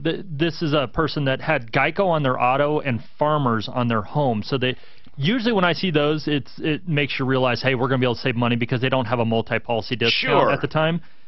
This particular guy is paying $5,870 for the two a year for auto and home. But what we looked at is he has 2550 uninsured motorists. Didn't realize it. He selected it because it's Geico. But he has 25,000 for uninsured motorists and 100, 300 for liability. We just moved him all the way up to 250,000 per person, 500,000 per accident, and saved him $1,400 a year. Wow, over $100 a month right off the bat, and with 10 times the coverage. 10 times the coverage, saving more than $100 a month. Okay, we'll come back to more of that. To get your savings, just call 303-771-HELP. And listen, if you can't save, fine. They'll let you know. And then you let us know. Please call and give us some feedback. Hey, I am getting great feedback on Bright Light Chiropractic, University and County Line Road. Bright Light Chiropractic. A chiropractor, Dr. Mike Hederscheit, a family chiropractor who loves being a chiropractor. He performs spinal manipulation and adjustments in a technique called torque release technique. And what that is are targeted instruments that trigger your nerves to help with the misalignments. Nerves cause those misalignments. Nerve impingement, misalignments then cause more nerve impingements, which then, of course, cause more misalignments. It's a cycle of pain that he can break. He does neurological testing, spinal scans to identify curvature, pressures, and misalignments, low radiation, digital x-rays, and hands-on evaluation. What do you think an entire evaluation costs for an initial patient? $50. It's not an introductory special. That's how much it is. And then after that, for adjustments, $50. If you buy a package as little as $35 for veterans, $30. This is wonderful. Think about this, okay? You have now a chiropractor who is not going to put you under colored lights and do aromatherapy. He is going to do chiropractic. So many chiropractors have strayed from the field. He is genuine, and he's the real deal for your entire family. University and County Line Road. It's in the Promenade Shopping Center. Here, to find out more, you can go to the website, brightenyourfamily.com, brightenyourfamily.com, or please call for an evaluation. You will love this guy. I am now officially a patient. 720-583-4506. 720-583-4506. Let me make something very clear. Whether this guy was advertising or not, Bright Light Chiropractic, I would be a patient. That is no doubt. 720-583-4506. But they're losing. Is this another one, or is this the one you bought? No, that's another one. There's only one or two left at that price, though. Wait, did you buy it? I bought one yesterday. Oh, you're telling him for his kid? I might buy it. Seriously, I mean, $13,000 for a brand new car. You pay cash. Not only that, dude, it's touch screen, Bluetooth, backup camera. That is unbelievable. Unbelievable. 100,000-mile warranty, 60,000 bumper to bumper. See, I would get it. I'd buy this as a third for another car and then let my son drive it and give it to my daughter whenever she's. The point I'm getting at is exactly that. If I'm going to do a Google search to find out how it was, in 2005, you could try to put it in there. It might not. And that's the problem. You know, whenever I've had a number of things. In Arizona, I said something about Redfin yesterday. Full service for sellers. But I went through a search trying to find out what it was. Professional photography, 3D walkthrough. Let me tell you, my parents tried them. That house sat on the market for 6 fucking months till I got them out of the contract. Redfin is a piece of shit, in my opinion. They're just a cut rate deal. That way before, and I Right. look it up the number, and I agree. When it changes, it doesn't like say that's a tough one. Yeah, when things change. Because Google doesn't Let me see have what they said. everything in the world. Oh, yeah. Someone's got to put that in there. And more likely, the older it is, the less likely it's going to be in there anyway. Okay. So at least I understand why I'm not finding it. But I hadn't thought about that ages and pages. Hey, Tom, I was wrong on the medical. It's 10%. If you go over 65, it's 7.5%. So for you and Tom, Why the fuck do I get emails saying that I'm eating, for God's sakes, when I'm not? Is it the cough drop I have? no, it's going to be that thing, man. Fuck that. It's not. It could be the cough drop. Why am I getting emails saying I'm eating? I don't fucking eat on the air. It's a cough drop. I don't know. Is it? Okay. I don't know. Do you hear anything? I don't hear anything. You can a little bit just Mine when was, they signed a service agreement for trash back in 2001, and the trash service has been resold twice. He wants to know if he has a right to get out of the agreement, so I printed it for you. We're going to do this, probably not. But it's 2001, Mark, 2001. I need to get. It's a 16-year-old agreement. I need to go down to my car. About every 2 years, somebody comes around and offers us a cheaper trash service. Is it downstairs? What was that? No, I don't mind doing it at all. I'll just be gone for a minute. Is it downstairs? Yeah, I'll have. Yeah. Just, right. But it's a very. There's several zippers. Clint, go answer the phones in there while she's gone. You can just get my. Just put them on hold, Clint. You could for me. That would help me a lot. From time to time, I need them. Okay, so, and I know you know this part, adding that 2018 Hyundai increases the premium $843 for the remainder of the term, which is about 4 months. When we add Addie on the premium, it will decrease about $161.08. How strange is that? I have no idea. It's statistics, right? There's not even statistics. I don't even know if they know why that happens. She did. The lady on the phone goes, at Progressive, we did. I was afraid when we had her it was going to go up from the 800. Right. I'm going, this is fucking crazy. Yeah, nope, going down. Yeah, so what do we have left on our deal? 4 months roughly? Yeah, and I have no idea what the renewal will be on it. But Mark, I cannot see any term of this agreement whatsoever. It's got to be better, and the reason I say that is I can see no term. She either has an accident or a ticket dropping off. It might be better from that standpoint, whether or not Progressive took a rate. I just don't know, So we'll just plus you got to shop up. It has a date of agreement, no expiration whatsoever, none, zero. Well, it's probably yearly, right? It doesn't say that. Understand terms and conditions of this agreement. It's simply an agreement, but absolutely no term. No term. You find a term. If it's 1 year, 1 month, or if he has to give 30 days notice. These guys are trying to sell you. So basically, you never get out of the fucking agreement. Never. I'm sorry, folks, if you're listening. I'm swearing. I just don't feel good. Diatomaceous earth will wipe that out. It really won't. Get that really put way too much emphasis on diatomaceous earth. You've been bullshitted to way too much. No, I looked at What did you say? For what? It must be true. It was on the internet. It was. It's right here. Article 2, term. So it's little diatomic stuff, food grade diatomic. But you take it, it actually will help. It really helps your nails. Shut up! Hi, Tom Martino, your troubleshooter, 303-713-TALK, Century RV in Lakewood. That's the new one. And now they expanded from the 119 turnoff to Longmont, north of the city on I-25. They have a service department up there, a lot of new and used RVs. They expanded down here to 6th Avenue, just north of 6th Avenue, between Kipling and Sims, next to Woodley's. CenturyRV.com. Great place to save tons of money. They have great prices, great selection, and a service department up north. You will love Century RV. Now, to check them out, go to CenturyRV.com or drive out there. It's CenturyRV.com or 303-453-1111. Okay. Kyle, what's going on? I'm reading your agreement here. So yes. You have a trash service agreement that you signed back in 01, is that right? Correct. What's going on, bro? Well, they keep raising rates, and they've been bought out a couple of times, so... It says that it's a 3-year agreement and that it will automatically renew for successive 3-year terms, the renewal days, it says, or the renewal term, thereafter, unless either party shall give written notice of termination by mail to the other party at least 60 days prior to the termination of the initial term or any renewal term. That's pretty clear, pretty clear. You got 3-year chunks, And in order to get out of it, you have to give at least 60 days notice prior to the end of any term. Where are you now in the cycle? Well, that's what we're not sure of. Okay, well, figure it out. Hold on, I'll figure it out for you. You signed in 01, right? Yeah. And it's 3 years, so... It goes to each new company then when they're purchased, right? Well, let's put it this way.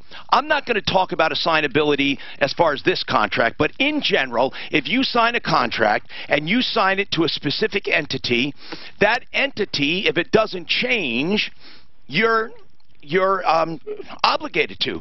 But if they literally sold it to a brand, if they assign it, well, actually, yeah, they can probably assign it. The short story is they can probably assign it.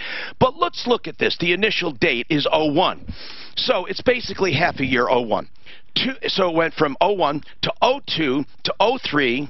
So it went to 02, that's 1 year. 03 to 04. In 04, that was that. Then you went from 04 to 05, 06, 07. Then from 7, you went to 8, 9, and 10. And then you went 11, 12, 13, and then 14, 15, 16, and then 17. You're in a new one. In 17, yeah, this summer we should 18, be 2 years. 19. So you will expire on the 19th if June, you give your notice. June 1st. But it says at least 60 days notice, which means you can give notice now. Right. So you don't forget. And then my other question is, there's no penalties stated in here with dollar amounts. Well, okay. Let's use common sense. Not even legal. Common sense, not legal sense. You obligated yourself to pay so much a month. Okay? If you cancel a contract with a remaining 30 months or 20 months, what do you think you owe? What do you think you owe? Without just common sense. Wait, you say there's no penalty, so what do you think you owe? If somebody signed an agreement with you for 1 year, and they were going to pay you $10 a month, and they quit halfway through, and said, screw you, I'm not honoring the agreement. If you had no penalty written in, what do you think they would owe you? How long was it for? Yeah, they'd owe you the rest. You're getting it. So what I'm saying is if you think you have a gotcha because you want to get out and they don't have a penalty, I think they can go for specific performance and simply ask for the money. Yeah, I'm sure I owe them something, but what's stated in this Why would you not owe them the monthly payment until the end of the contract? Why would you not? Well, that's what I don't know. I'm not a lawyer, but neither am I. I signed with BFI. They've been bought out twice, and now they're Republic Services. Okay. So let's say I owe them 6 times the monthly rent. Your mortgage. What are you talking about? 6 times the monthly rent? Let's say in this contract, I don't know exactly what it is, but say if I want to cancel, I owe them 6 times the monthly rent. Well, the monthly rent in this contract is $40 a month. Right now, they're charging us $350 a month. Hold on a sec. People, I'm sorry, you heard my cough drop. Let me spit it out. I'm getting complaints. Okay, I'll spit it out. Okay, listen. You should not eat nachos while we're on the air. Well, I don't eat anything. When people say I eat, I'm sorry I had a cough drop. Let's talk about this. I don't even know where you're going with this. Your original monthly rate was $49. What is it now? $350. How did it go up? It just gets raised every month. Okay, now it seems to me without an escalation clause, listen, I can't read this thing on the air, but here's rate adjustments. Because disposal and fuel costs, blah, blah, blah, customer agrees that they may also increase rates from time to time to adjust. And it says that the increases, blah, blah, blah. You know what? This is a screwed up contract. You actually signed a contract that says they can increase this to any price they want. Did you know that? And by the way, here's the deal, okay? You signed it. Could this be unconscionable? Could this be ruled invalid because it's unconscionable? You go into a judge and say, Your Honor, this is ridiculous. What if they raised it to $3,000 a month? Technically, they can do that. I don't know where it will get you. But what I'm telling you now is by the strict sense of this agreement, you know, if I sign this agreement, I would feel obligated to pay whatever the monthly rate is until the end of the term. That's what I would feel. So I don't know why you keep bringing up a penalty, and you think, I'm going to get them. It's $49 a month, and if the penalty says 10 times the monthly rate, it's going to be 10 times $49. But it doesn't say that. It doesn't say anything about a penalty. They're simply going to hold you to adherence to the contract. There doesn't have to be a penalty in a contract for breach. Breach of contract would be performance on the contract. Your performance would be your monthly rate until the end of the term. I don't see what's so hard to understand. Kyle, I don't like this contract. I think it sucks. But you signed it. Yeah, so in general, though, for other people, yeah. So you sign a contract with a company, and they get bought out a couple of times. Why do you think that's why do you think that's special? You know how many times your mortgage has probably been sold? Listen, Kyle, they can sell. What difference does that make as long as they provide the service? Contracts are assigned all the time. That's what I'm asking. They addressed that in the contract, though. Did you see that? Assignability? Yeah, they under always binding effect. Yeah, so listen, man, I'd love to just shoot the crap with you, but I'm going in circles here. You don't have anything, Kyle. Oh, so they sold out. But that's why he called. He didn't know. No, I know. Oh, listen to you, Mr. What do you call it? Come on. Mr. Nice Now. Yeah, Mr. Nice Now. He's the guy. Come on, he'd cut him be a on break. the other side. He doesn't know that. That's why he called, Tom. Let's be nice. Kyle, I don't mean not to be nice. I'm just saying, man, you signed a contract, and they're going to expect you to abide by it. I really don't know what you were hoping we would tell you. Lynn, what's going on, Lynn? I'm gonna come back to you and finish this, but I want to get an idea of what's going on with it, and I want to tell people we have lines open at 303-713-TALK. What's going on, Lynn? Well, I live in a mobile home park, and I pay $7.50 a month in rent, and it includes nothing. We had those big winds last week, and one of the trees outside my mobile home blew over into my neighbor's home. Wait, now this tree was on your property? No, I don't own the property. I mean, it's but was it on near my house? Was it on your lot? I don't. Okay, it doesn't matter. I suppose it is. So the tree fell over and hit your neighbor. Yes. Now and what? The park is saying that I'm responsible for it. See, that's what I was trying to get at. So I don't know how the hell you're responsible for a tree. That's why I'm asking. Was the tree on your lot? Well, I don't know. We don't have boundaries, really. It's just near my home. Okay, hold on. I wonder how they're figuring you're responsible. Do you think she could be responsible for a trailer park's tree that fell on a neighbor? Possibly. You know what? Possibly. Why? How? Find out. We're going to talk about that because it's going to be very, very surprising to you. Very surprising. Fix it 24/7. $39 clean and check for your furnace. But guess what? I want you to call them and tell you call them right now and say, Tom Martino said, I'm truly making this up right now, that I can get a furnace clean and check. This is where they basically refurbish the thing. They take it apart to the extent they can. They clean it. They make all the flame adjustments, the burners. They do everything they can. The blower motor, the filter, all for normally $39, which is their sale, because this service would cost like around $200 truly for the time and material. But now, for just $39, no, I'm going to go better. Now, they might get mad, but you tell them you just heard it at 11:36 on KHOW. $24.95 for the next 10 callers. $24.95. Oh, he might be upset with me. The next 10 callers, Okay, I'm still going to do it. I'm sorry. I didn't check it with him, but I'm going to do it. $24.95. This is not bull. I really just pulled this out of my you-know-what. So here it is. 720-526-3939. 720-526-3939. If they dispute it, would you tell them to please call me? And Suzanne, maybe we ought to call them and let them know. $24.95, but only for the next 10 to get this refurbishing of your furnace and heating system and cleaning and check all for just $24.95. 720-526-3939.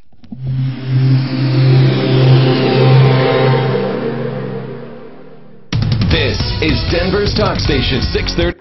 Okay, this might get me in trouble. Here's the part that's weird. The Accent, which is a smaller edition, Tom Martino. Now you've heard comes, me talk a lot no, well, no, the other one, I mean, I got a better price than what you're seeing on the web, but the Accent is $12,814. Well, no, the Accent used to be quite a bit cheaper. They redesigned it, so the Accent they're not budging on right now. But those Elantras, they got 144 in stock. 19s will be hitting soon. So they're moving. Yeah, I just texted my wife. I said, I think I might buy this. Why would you go to a clinic with no MD? Well, make sure you let me know. I will. We can beat them up for more. Okay, I will. They don't like me. In fact, they literally said I was mean. With a needle instead Not the first time you've heard that. No, it's not the last either. Today. Not even today. No. Next 20 minutes. I'm not sure. Isn't that unreasonable on their rate adjustments? Well, not compared to Tom. That was so funny. Look who's talking. I know, it is funny to hear you defend. Oh man, that's what he called. Hey, we got an investment question for Mark Major. The standard deduction is $18,000 for the head of household. That means if you're, I mean, I'd be the head of the household. Yeah, but it's $24,000 for married. Head of household, 18. I don't know. Is that if Maybe you're head of single with a kid? Maybe. But if you had multiple kids, why wouldn't it be? Well, let's look that up. That's fucking interesting as hell. I don't know what that would be. What are we talking about? Head of household. What about it? Well, What is it? it's a different deduction than married I never thought of or that. single. I really never thought of that. We talk about it all the time. What is head of household on taxes? What is a head of household? It means The man. it's a filing status. Yep, it's exactly. It's got to be a man. Here's what it says. You're going to call it out. Yeah. You're gonna call it out. That's always a man. The other would be the cook of household. No, here's what it says. Filing status for a single or unmarried taxpayer to keep up a home for a qualifying person. So if you took care of your mom, Or your kid. Not just because they want to. for a qualifying person. Right? yes. So it's a qualifying person. Hey, am I right when the Kevin guy talked earlier? Didn't he say that our quote was $300 a month higher than what he has? Generally, He to just qualify said for a head of household, you decades must off have a of the last qualifying quote you child gave me was for the $100 more. However, But a we're looking custodial into it. parent But if may it be wasn't, able to I don't know claim what the you head got. of household filing status. But anyways, we're looking into it. Good, I'll mention that when we call back. What? That Kevin guy, he said $300 a month higher was what our quotes were. Yeah. I'm looking here. He just sent deck pages and, well, or he told him prices, and the difference in premium from what we quoted was $1,450 a year. So what, 110 a month, 108 a month?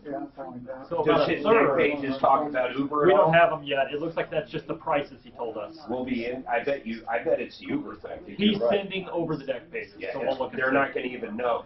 They're going to have no idea. You know, the another problem reason- is it can actually put them into bankruptcy. Yeah.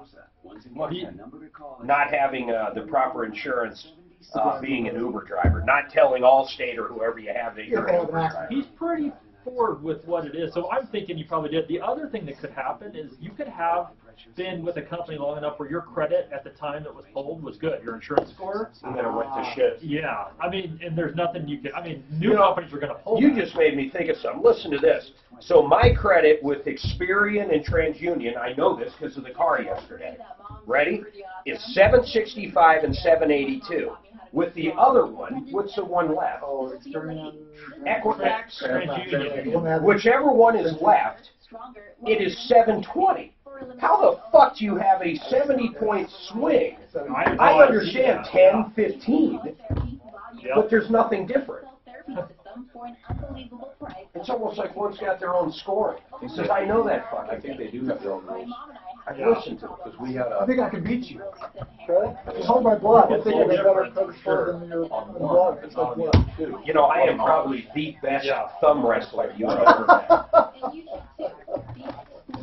Bring it. Come on, come on. I was getting a ticket by a cop one time, and I told him I'll thumb wrestle you for it. Okay. Join me and over 1 million customers worldwide. That's Ovation on the air, when you're in the air, and then I go and reach back and get on the phone with somebody. What do you how know? many times the story is so different off the air? Right. And what you heard to begin with. Yeah. An iHeartRadio station. About 90% of the time, huh?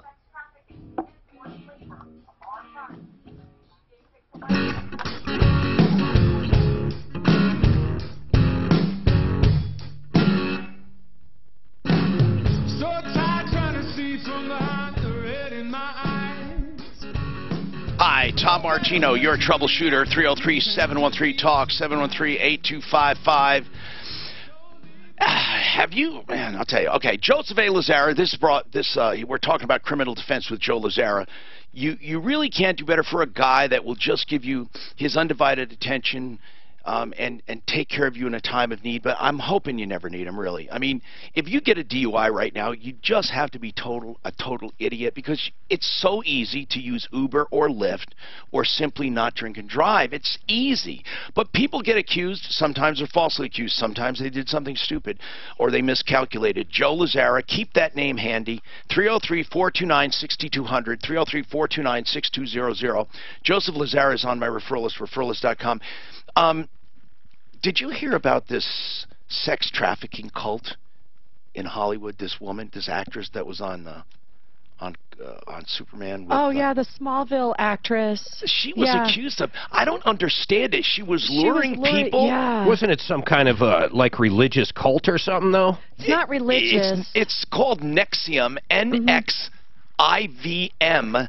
NXI. It's just weird. That what was she doing? It says that some of the women that were recruited literally burned brands into their arm of the guy's initial, and he's some kind of charismatic guy who. So the whole cult is women, except for the one guy, the head honcho. And the whole thing was to have sex with him. That was the whole idea. She did a whole infomercial with this guy, but no one ever explained truly. Is it Scientology? No. No one ever explained what the trafficking part. What did they do? Did they keep them captive somewhere? They call them sex slaves. No, but I know what they did, no one is Tom. giving details. They got personal information out of the women and then held that against them if they didn't do what he said.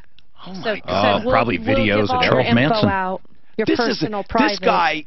This is spooky, but it's NXIVM. It looks like NX under and whatever it calls Nexium or something. NXIVM, all caps. Look it up. Weird stuff. Okay, Lynn hung up. I mean, this is crazy. She calls for help with the trailer park and hangs up. I mean, look. What? Here's the deal. I will tell you how you can be responsible. If a landlord gives you the responsibility to maintain stuff and you don't, and that stuff then causes harm to others. But I don't understand how ever she would be responsible for a tree. Or an act of God blowing the tree over. So, but there has to be more to it. But she sounded a little sketch when she called. I don't know what's going on lately, but I think somebody is trying to punk me, and they're giving my name to like crazy people to call me. Not me. Just crazy stuff. Listen, I love my callers. But some of them are just downright crazy. I want to ask you something about that thing you were just talking about, that cult. Traffic. Yeah, it's a little different, but I thought of it. Yeah. In Highlands Ranch right now, there's a house that's 7,500 square feet. Actually, it's in Castle Rock, not Highlands Ranch. They were having orgies out of it, literally. Yeah, like they'd send out invitations and everything. So, it was on 9 News. It was national news. It was actually on CNN. Wait. I saw. It hit national news. If it was consenting, I mean, why is it? It was what's wrong with complaints from the neighbors. The neighbors all got together. Think of the property values. Would you be able to turn around because your property values go down because everybody knows this is the big orgy house or the swingers club, whatever? I mean, could you go after them, you think, and actually win some damages for the value of your house? It says it's in Newsweek too. Wild sex parties in an elite Colorado neighborhood. It was Thunderstorm Play Palace in Castle Rock. That's what he calls his party on Facebook, Tom. But what would listen? I'm not one for orgies, but I'm wondering. You're not an orgy guy? No, seriously, though. I'm wondering what kind of stuff. I mean, you may not like it. You may not like it, but they have a right to have orgies in their home. They have a right. It's crazy, Tom. But I would just be upset the parking problem. So what are people actually complaining about? The parking, the noises. Do you think they have shag carpet and hot tubs everywhere? They said some of the folks are so old they can't make it up the stairs hardly when they go in. They call it a repulsive party. It says people are invited to attend. 400 people, 30. Okay, so they're saying that in this home, 7,500 square foot, there's too many people. Food and alcohol is provided. It sounds like the neighbors are upset. I understand. Well, that's the main thing. But is anything illegal going on? No, because he's only taking donations, Tom. He's not charging anybody. Boy, she sure knows a lot about this. Wow, this is crazy. This is literally an orgy going on in Castle Rock. Meanwhile, Deputy Dan took off. No, they're not going on now. Is that wrong? He's out on assignment. Hold on. Let's talk. Ernie has an investment question for Mark. Mark does day trading. Other than that, I wouldn't say he can give you much advice. No, I'm just kidding. What do you need to know, Ernie? Well, I got in week before last week when we were talking about that Freedom Check thing. Did you pay for the subscription? No. Okay. I'm going to give you my opinion on we went through the whole thing. Oh, good. We went through the whole thing. Said Ernie. that Mark was a day trader, and he may help me out. Okay, what do you need? What I wanted to do is I had this come on the internet. This guy's, what is it, Motley's Fools? Motley Fool. What about Motley Fools? And he's suggesting that a good investment would be the Canadian marijuana thing, and I just wanted to know how I could probably get. You just got to read the prospectus. Ernie, I mean, I don't like any listen, of it. Ernie, what you truly need, and I'm serious, it would probably pay you to have a financial advisor to help you make decisions. How much are we talking about? What is your actual investment portfolio? How much do you have to invest total? Well, I had $500 that came up all of a sudden, and I'm feeling fixed income. All right, hold on. All right, if you're on fixed income with $500, hang on, please. Please just hang on, okay? I verified Fix It 24/7. Now, seriously, George wasn't happy without me checking, but $24.95 for that furnace cleaned and checked. I did verify it. Right now, I'll tell you about Ideal Home Loans for your next Ideal Home Loan. Now, I'm not going to give you any special there because Brent will get really mad. So I'm just going to tell you this. They do have the interest rate guarantee for sure. That means if you refinance, don't worry about rates going down. If they go down, of course, you have the right to refinance free of charge. If they go down over the next 2 years, that's Ideal Home Loans. They also have something else that I really love in this market especially, the pre-approval. You're approved at a certain price. If the house appraises, you close within just a matter of days. It's like a cash deal. Why don't you call Ideal Home Loans, 303-867-7000. Or start online, idealhomeloans.com. $500. No, $500. I've heard some good investment by $500. Scratch tickets. Put it in the bank. Yeah, put it in the bank. But if you put it on black on a roulette wheel, you got a 50-50, almost 50-50 chance. He's either going to blow it quickly and get it over with. Actually, roulette's not 50-50.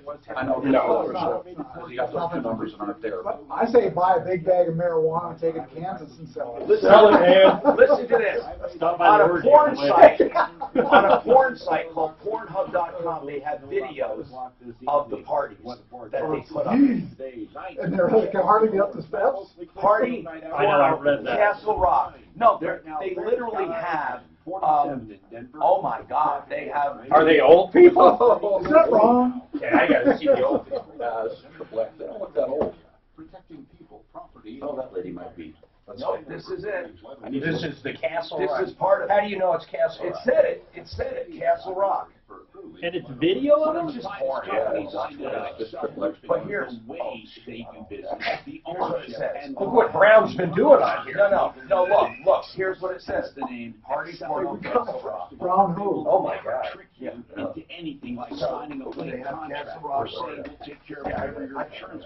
Okay, so can you believe this was happening? Clint, we need you to go out on assignment. You got to serve them. Here's his Amazon box. They're going to go, I know what's in there. What do you think about it? He holds it right here. It's got to be in somebody's neighborhood. It's not mine. Pull the box. This woman, I'm telling you, man, this woman, her career is over. Who? She was arrested in connection with The super Wonder Woman girl or whoever? Back Castle Rock's probably making Especially money. with the storms coming. 303-761-6400. Excel. That's what he needs to do is $500. I'll bet you he's not. I'll bet you he's taking illegal videos is what he's doing. Who? The guy that... The Castle Rock guy? And stole them out. He might just be a freaking swinger, dude.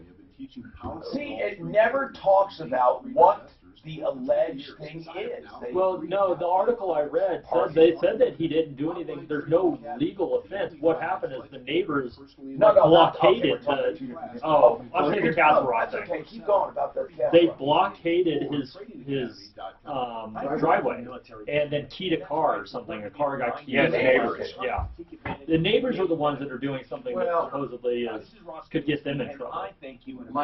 My nephew had they should be selling Viagra out front for There you go. Hey, get here. Hey, your Viagra. Did you come up here? Cigarette Viagra. If you look up Castle Rock, it's everywhere, dude. Colorado sex orgy. CNN. It's Remember everywhere. that guy that was having them branded, the girls branded? There's another one here in Aurora. I told Mark about that yesterday. I can't be an orgy guy. I don't have shag carpet. I don't have a hot tub that hasn't been cleaned for 6 months. I don't walk around in robes. I don't have robes. Yeah. The Castle Rock suburbs are a great place. I got the Seinfeld reference, by the way. But the guy in my office, Jeremy, that comes on the air, he wants to have a Seinfeld challenge. Suzanne, let's call the guy. He thinks he'd dominate. Oh, you make that at Frank? Oh, yeah. I want to get him on the air, Mark. Let's find out the guy's name. I want to get him on the air. The guy I having know sex some, party. but not like some of the obscure Let's do stuff. it. But Well, you can get real obscure, like say names with his name. There's no reason he shouldn't come on. But there's some good. We should have. That'd be a good one. That'd be fun. It's so everywhere. Newsweek, Patch, Let's find the guy. What's his name? What is his name? They didn't have a name listed. I don't think in my you article. Why would the journalist say his name? Yeah, they didn't have it on the article I read. Ask Suzanne what his Message name him is. on Facebook. I'll look it up, but it's going to be on my search history, Mark. Try to find I'm his trying name? I don't know his name. I just know the Thunder Palace, like that made the news or whatever. We're going to send Clint over there. But it's going to show up in my search. Like that's a forever thing. I'll call him. You guys get him on the show? I don't have his number. Oh, okay. No, he'll come with a box that says Adam and Eve on it. There you go. I'll pull up, like, put it right there on the thing. Avery Way. That's like a popcorn trick. Yeah, they have the whole address, I think. 810, I'll have some free tickets for you too, right here on. Hey, in You know, Aurora, other than there's a what guy they're doing doing, for. it's interesting that he's managed to do this. Strange.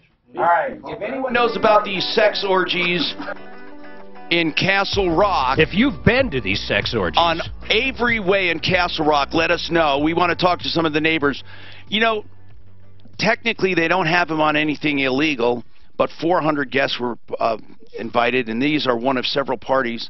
This is one of several parties he's had. Of course, neighbors say it's disgusting, and it's on, and he calls the parties Thunderstorm Play Palace. And it says here the invitation that went out shows that donations are taken at the door for $70. And they bring food. But I want to tell you something else that's disturbing, and I'm wondering if the people know this, because they are taking video and posting it to porn sites of the wild sex parties in Castle Rock. So when I did the search, it came up that several porn sites have the video posted. So this guy's taking video, and neighbors say they hear disturbing sounds coming from the house. So, man, hey, Tom, they're told to bring their own condoms. This is crazy. I mean, could you imagine living next door to this? It would be bad. If you had kids, I mean, what are you going to do? So anyway, it says he said he is also. Oh wait. Oh, this guy is saying he did sound. The party organizer, who is a father and husband, why didn't they use his name? Why the hell would they protect him? Why not use his name?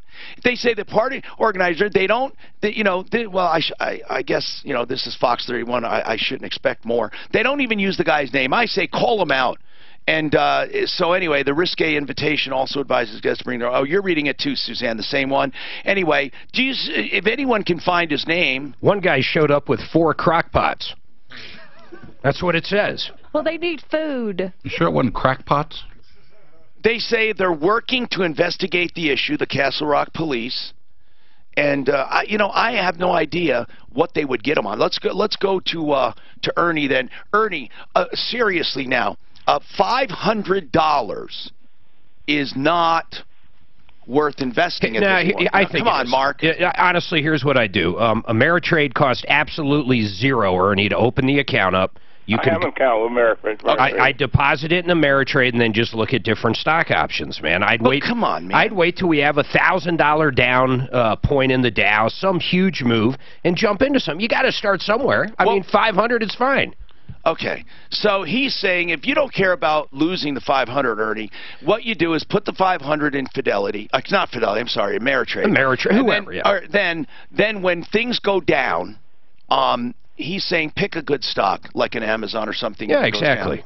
After something gets hit heavy, just jump in and buy something. Like sit on Facebook it, recently Watch had it. that hit. Did Facebook rebound from that hit? I haven't looked. But Ernie, there really isn't a lot you can do with 500. Just be careful with I know. I tell the way this guy sent me the email, he was saying I'd stay away from the Canadian marijuana. Please stay away from all. Ernie, stay away from all of that email stuff. Just do it yourself. Do not send money to anyone on any promise anywhere. Okay, whether it's email or phone calls or whatever. Remember our insurance help center, 303-771-HELP. I want you to check it out. Fix it 24/7. Have you used brokers over the years? Say it again. Have you used brokers over the years? What kind of broker? You can talk to them, sure, Mary. I mean, I got a broker at Schwab, but I do most of mine myself. Yeah, I mean, I got a guy assigned to me just because of my accounts, but I've just found over the years nobody looks out for money like you. Well, that's true, but if you don't know what the fuck you're doing, This can't be the right people, though, for your financial advisor. Not everyone. Well, I still have Clint, honest to God, Fucking attorneys are the worst. I literally am watching the stocks like every day, 6 hours a day. So, I mean, if you don't do that, I don't know how you could trade. I know, you got to For the common person, a good financial advisor who just, make sure it's not a churn. Well, you just put it right, a good one. Well, we have a financial advisor through Price Waterhouse. I've always said you give your guy 10% of what he makes. If you have a guy, I think that's fair. You give a guy 10%. Now he's going to be more aggressive. Well, no, but that's true. Because he's going to want to. That's true. And that's the problem with that. I pay 1% of assets managed. Right. But that's win, lose, or show. I mean, and that's all your trades up and down and stuff. You don't pay extra. Yeah. It's just 1% of your total thing. So if it goes to 1 million, it's 10,000. If it goes to 2 million, 20,000. Yeah. So if it goes down to 500, now you pay less. But that's pretty standard. Yeah. Mark, I'm Googling his party name and name. Look at your IM like there. Yeah, An invite came up. You want to see it, Tom? Do I have his name? You got invited. There it is. Bring a crock pot, though. Redirecting it. No, this is it. Oh, date, May 26th, Castle Rock, thunderstorm. Picture of somebody going up to the door in a walker. Couples and single females. No single guys. Couples and single females. That's what it says. That makes sense. 400 people. Attending so far. You'd be touching people. No, that's the Did you see it's Margarita Madness? So maybe they want tacos this time. 32 couples and 4 females so far. So far, 68 people going. Okay, let me see. Tom Martino. T. Martino. He's got to have a couple. I like Tom's idea, getting a guy to come on the air just to explain. Yeah, the problem is you're going to have all the wackos actually signing up for his party. Well, it's not us. I want to know the 4 females that are going by themselves. That's bizarre. Yeah. How much do They got to be a real They're the ones treat. that are barely making up the steps. That or they're expecting a $200 tip. I wonder, like, if someone showed up and they were like, I don't know, 600 pounds. They let them in. How does that work? Do you stop people at the orgy? Or is that worth 3 people? I'm betting the single females are pros. Well, somebody shows up with a small pony. Hey, and you let it in. Hey, you only get, I don't care if you're 600, you only get 1 plate of food. Woman shows up with a donkey. I mean, is this okay? Are these Tijuana rules down in Castle Rock? What do we got going here? What do you mean, donkey? That's next door to where he gets his teeth done. Yeah. The donkey show. For every denture, you get a free ticket. Shot of tequila and the donkey show. Looking out the back window of this place, they've got like a $2 million. Who would actually go to a show like that? It's mind blowing. Looking out the back window, they got this $2 million CAT scan machine. And look out the back window, you look at chickens down along the river, pecking at where the We got on the Cancun city bus one time, man, and it was unfucking I've not driven one of those. people with like fucking farm animals and chickens and me. I was trying. This is before Uber. I'm trying to save like $8 fucking for a taxi, and I end up in hell. Fucking guy gets on with a chicken. Gosh, I couldn't believe it. I was trying to send a thing.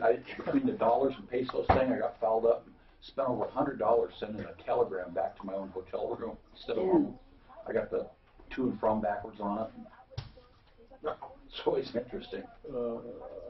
I got pulled over there one time in a rental car, man, in Cancun, and the guy was trying to shake. He said, "I'm going to have to take your license and everything. You were speeding, so you can either give me $50 right now, or you're going to have to show up to the judge to get your license and passport back," which would mean, I can't get on the plane. You know what? I wish they did that here. I said, fine. I said, show me where to go, because I ain't paying you shit.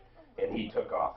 Suzanne was like, she was blown away. She thought I was going to fucking jail. Did he keep your license? Nope, he gave me everything back and said, get out of here. He was not used to that response by any means. Was he a real cop? Oh, yeah. Or Policiola, whatever they call him. Where? Cancun. Our friends were in a big motorhome caravan down in Mexico. She was in the car. She was like, I thought you were going to fucking jail. Oh, my God. My parents did that. I couldn't believe them. They went down to Baja and spent a week and came back. No, that one sheriff out there was killing people for like 30 years down that street. One guy was complaining in Castle Rock he wasn't invited. What am I? 30 K-How. Hi, Tom Martino, your troubleshooter. 303-713-TALK, 713-8255. This hour brought to you by Centeno Schultz, True Stem Cell Therapy. If you have a problem, question, or complaint, give us a call. Right now, what I'd like to know is, what are you doing right that you can share with others? There are so many experts and know-it-alls. Trust me, I'm surrounded by them. If you want to share information, give us a call. You know the guy at the party that knows everything about everything, right? All right. No. I'm not that guy. I'm a wallflower. I like to observe. But call in. I want to hear some advice. We get callers now and then who know everything. There's this one guy that calls. He tells us how to beat speeding tickets and all this other crazy stuff he comes up with. Come up with something and call us. And then, some guys... some gals call as well. So if you're a know-it-all, call me. Or if you know something that you don't think anyone else knows. Everyone seems to have a nugget of information that they cherish. Would you share your nuggets with me? 303-713-TALK, 713-8255. I just realized what that sounded like, and I was just talking about the some of the gems that come out from you. And the nuggets. Share your nuggets with me. You can do that at 303-713-TALK, 713-8255 if you have nuggets to share. We're going to go to the phones, and I'll get through the calls quickly. We do have some lines open, though, and we also have our Insurance Help Center. But first, let me tell you about that, Centeno Schultz Stem Cell Therapy, the real deal, harvesting from bone marrow or fat to get stem cells to redeliver at the time. That's the only way to get true living stem cells. Right now, around the country, basically, we have a national crisis. Most stem cell clinics are not delivering stem cell therapy. I don't know why this is going on. I don't know why national media doesn't pick up on it. I don't know why, but I am doing something about it. I'm pursuing a class action lawsuit. I really am. Honest to God. I'm so tired of this. Now, the good news is we have Centeno Schultz here that does real stem cell therapy. They're one of the original clinics. If you want true stem cell therapy for your painful joints, fingers, even ACL tears they can do. They have 14,000 patients they've treated. They're the first in this space. 303-963-9201. 303-963-9201, Centeno Schultz. Okay, now, if you need to save money on insurance, our insurance help center is still going. It'll go till 4 o'clock today. 303-771-HELP, 771-4357. What you do is you just call up and say what coverage you have, what you're paying, and they'll tell you what's out there among 20 other companies or 25 other. You take it. You can take it or leave it. There's no obligation. Let's talk to Patrick. Patrick is our, I hate to keep referring to him as our failure to launch kid. So let's say what is our project? Patrick is. I like failure to launch. Well, he was failure to launch, then he became our project. Is he still working? I don't know. So let's get the latest. Patrick, you're working still, right? Yes, I am. And you did not buy that car. Are we going to get that car donated for him? Are we still trying to do that? He's got about 5 or 6 days to go, and he gets $200 from me. I do know that, if he's at that same job. Patrick? I am still at the same job. You got 5 days to go, man. That's good. What do you need, Patrick? So I'm actually calling to see if you know any good notary places, because I tried going to Wells Fargo, and they're like, yeah, no, all we can do is stamp. So I'm trying to get a promissory note notarized. Uh-oh. That sounds bad. What kind of promissory note do you want notarized? That's a red flag.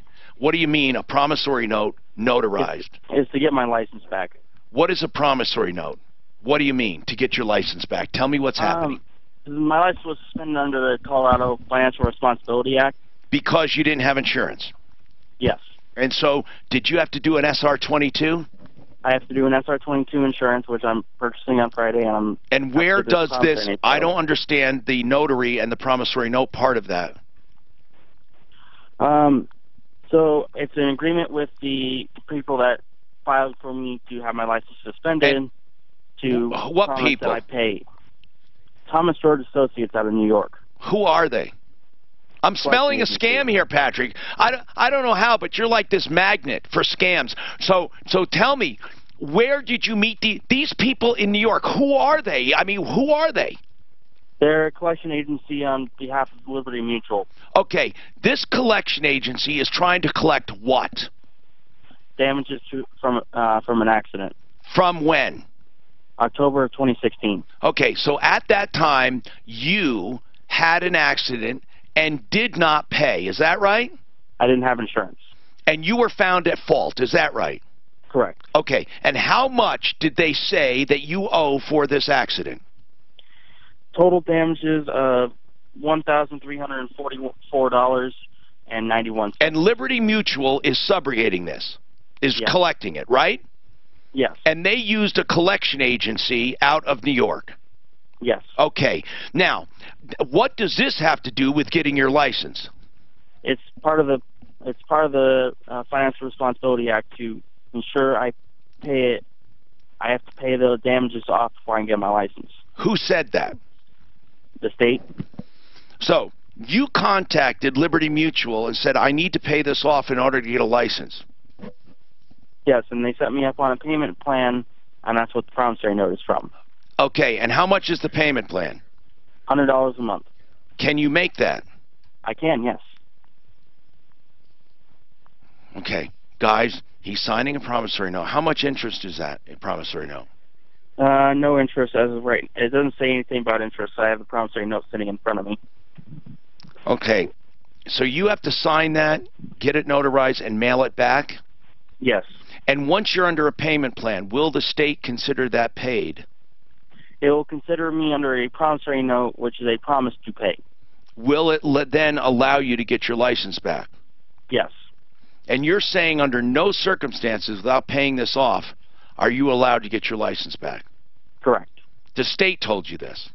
I have never heard of the state getting involved in a private accident and ordering people to pay damages. But okay, because trust me, the first words some kids learn in English is sorry, I have no insurance, and they get away with it all the time. And I've never heard ever of anyone, but maybe they don't even have driver's license, who knows. But the thing is you want to do it the right way, and they're saying that and now the SR22, you already took care of that. I'll be purchasing the insurance on Friday. How much is insurance costing you? It's going to cost me about $200 a month. A month. So you have $200 a month for insurance, $100 a month for this payment, and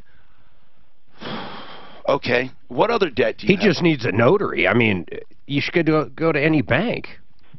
No, they won't do it. Why? Well, usually they only do it for customers. We have one here. We can get you notarized, but it would give me a chance to look at it. But then you can't get here unless you can use Uber or Lyft. Patrick, listen. I just don't want to see you getting into scams. You know, people. But I'm taking you at your word. If you think this is legit with Liberty Mutual trying to subrogate this much money, I mean, okay, Brian Burns, does this sound right? Well, I do see on motor vehicle record reports outstanding judgments that are on there. They do show up, so it's plausible that the state sees that and is not allowing him to reinstate his license until that outstanding judgment is paid.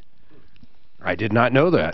But I've never heard of any. I'm not saying that I've heard of that. I just know I've never heard of the state saying you have to pay this off before you get your license. I've never heard of that. The only reason I say there's a tie is that I do see outstanding judgments on a driver's license. They do it with child support. So listen, if you're looking for a notary, we have one here. We'd be happy to help you. Okay, that's the bottom line. I'm just hoping everything is cool. Lynn, Lynn, a tree fell in your trailer park and smash the other trailer and next to you, and they're holding you responsible. The question is, if no one was there, would we hear the tree fall? Okay. Now, I want to know something, Lynn. How the hell can they say you're responsible for a tree falling? What did they say you did wrong? They said it's in my lease that I'm responsible for the maintenance of the, I guess, I don't know. No, landscaping, right? Landscaping. Now, okay, now in many leases, they put the responsibility of landscaping on the tenant. But still, that doesn't explain what could you have done to maintain that tree that would have prevented it from falling? Did it fall because of the wind? Yes. There's no way you're responsible. They're full of crap, Lynn. They're full of crap. How much is this going to cost you, this damage? Well, I had it removed. They charged me $250 for the removal. You're not even responsible for... Lynn, you're being taken advantage of, and I don't like it. Deputy Clint, let's call this trailer park, please. This is not a long and involved case. What kind of lease are you on, and can you move, She's being charged for a fallen tree in a trailer park because she has the responsibility of maintenance. Now, did the whole tree fall, or just one of the branches they said you should have trimmed? No, the whole tree fell. Yeah, and it was because of the wind, right? Yeah. Now, I would like to ask the trailer park one simple question. Hold on, Clint. What's the simple question? It is, what could she have possibly done to maintain that tree to prevent it from falling? Lynn, what kind of lease do you have? What? I'm sorry? What kind of lease are you on? It's just I rent the lot for $700, $750 a month. But you own the trailer. Right. Now, Lynn, are you on a month-to-month, though, on the property, or what? Yeah. See, I just don't want to get her kicked out. Yeah, but this is bull crap. I mean, it's like blackmail. She's not responsible. There are probably at least 150 other residents whose trees in their lots fell over, and I don't know how much damage or whatever. And they're all being held responsible. They're all being told the same thing, yeah. This is such garbage. Where is this place located? Well, if they're renting the lot, hold on here. They're renting that lot, Yeah, right? right. And then the wind comes and blows it over. Okay. Who else would have to pick it up? The trailer park. It's their property, Mark. Mark, listen, man. If you're renting a house and a tree in that yard where you're renting falls over from a windstorm, how could you possibly be responsible for that? You're renting a house. No. I mean for the removal of it. Oh. Well, even that. I mean, I'm just saying, Mark, it sounds so unfair to me. Look, maybe some of the cleanup, maybe. You're right, maybe. Okay? But they're charging you for damages, right, on the other house? They told me I had to go through my insurance, but the insurance is telling me that I don't have damage to my house, and I don't own the land, so they're saying that... You're not covered. That I'm not covered because it was an act of God. And is the neighbor coming after you for coverage? Because that would be outrageous. No, not yet. No, he said he's talking to his insurance. Well, there's no...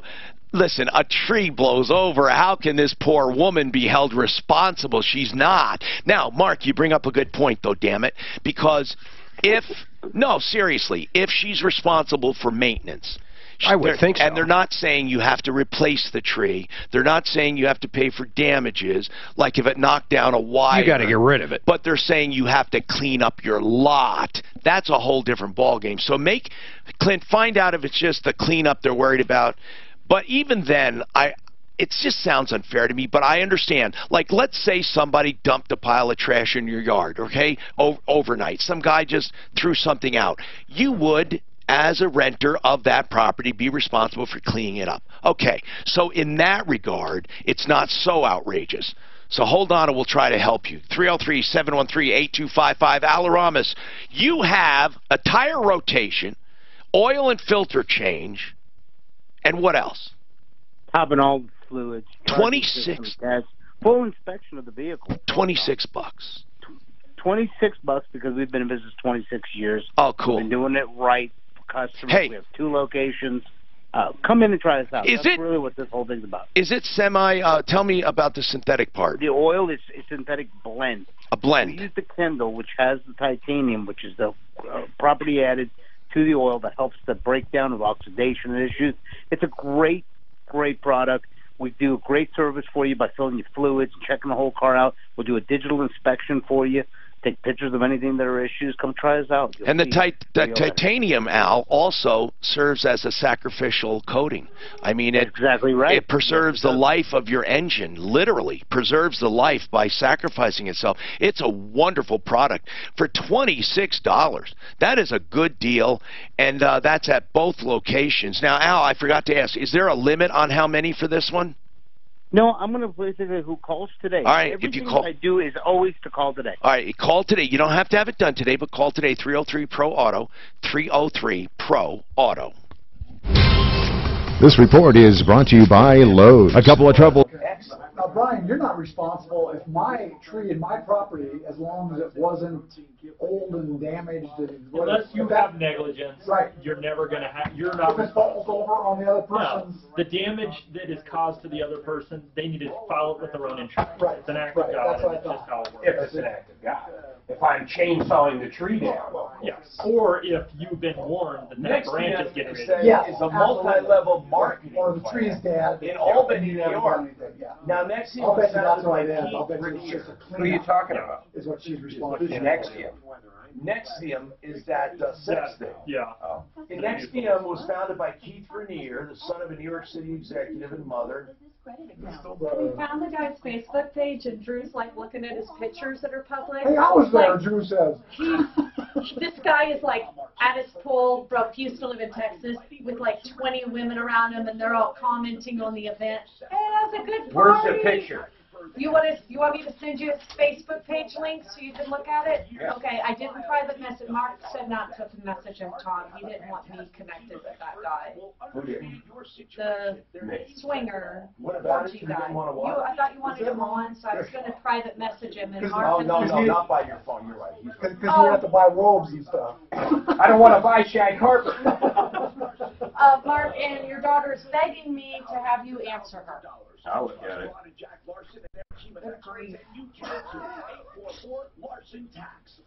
He sent that promissory note.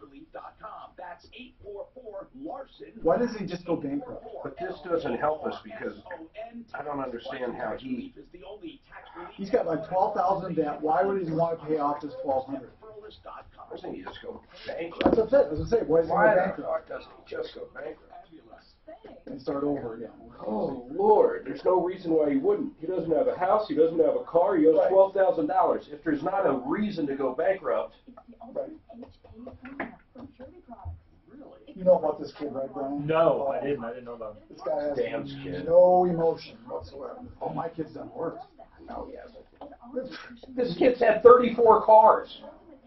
34 cars! The kid we were just talking to? Yes. Not 34, it was like 14. How many cars did our failure to launch have?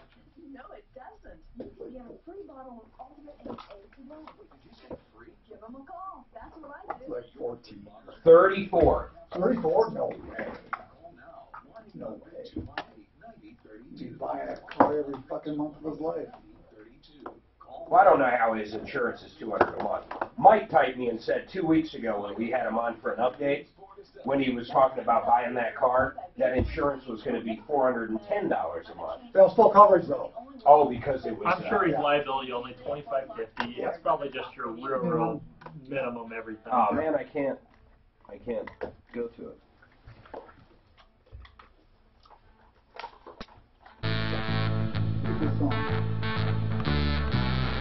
Hi, Tom Martino here. Welcome to the show, 303-713-TALK, 713-8255. Frank Duran, the real estate man.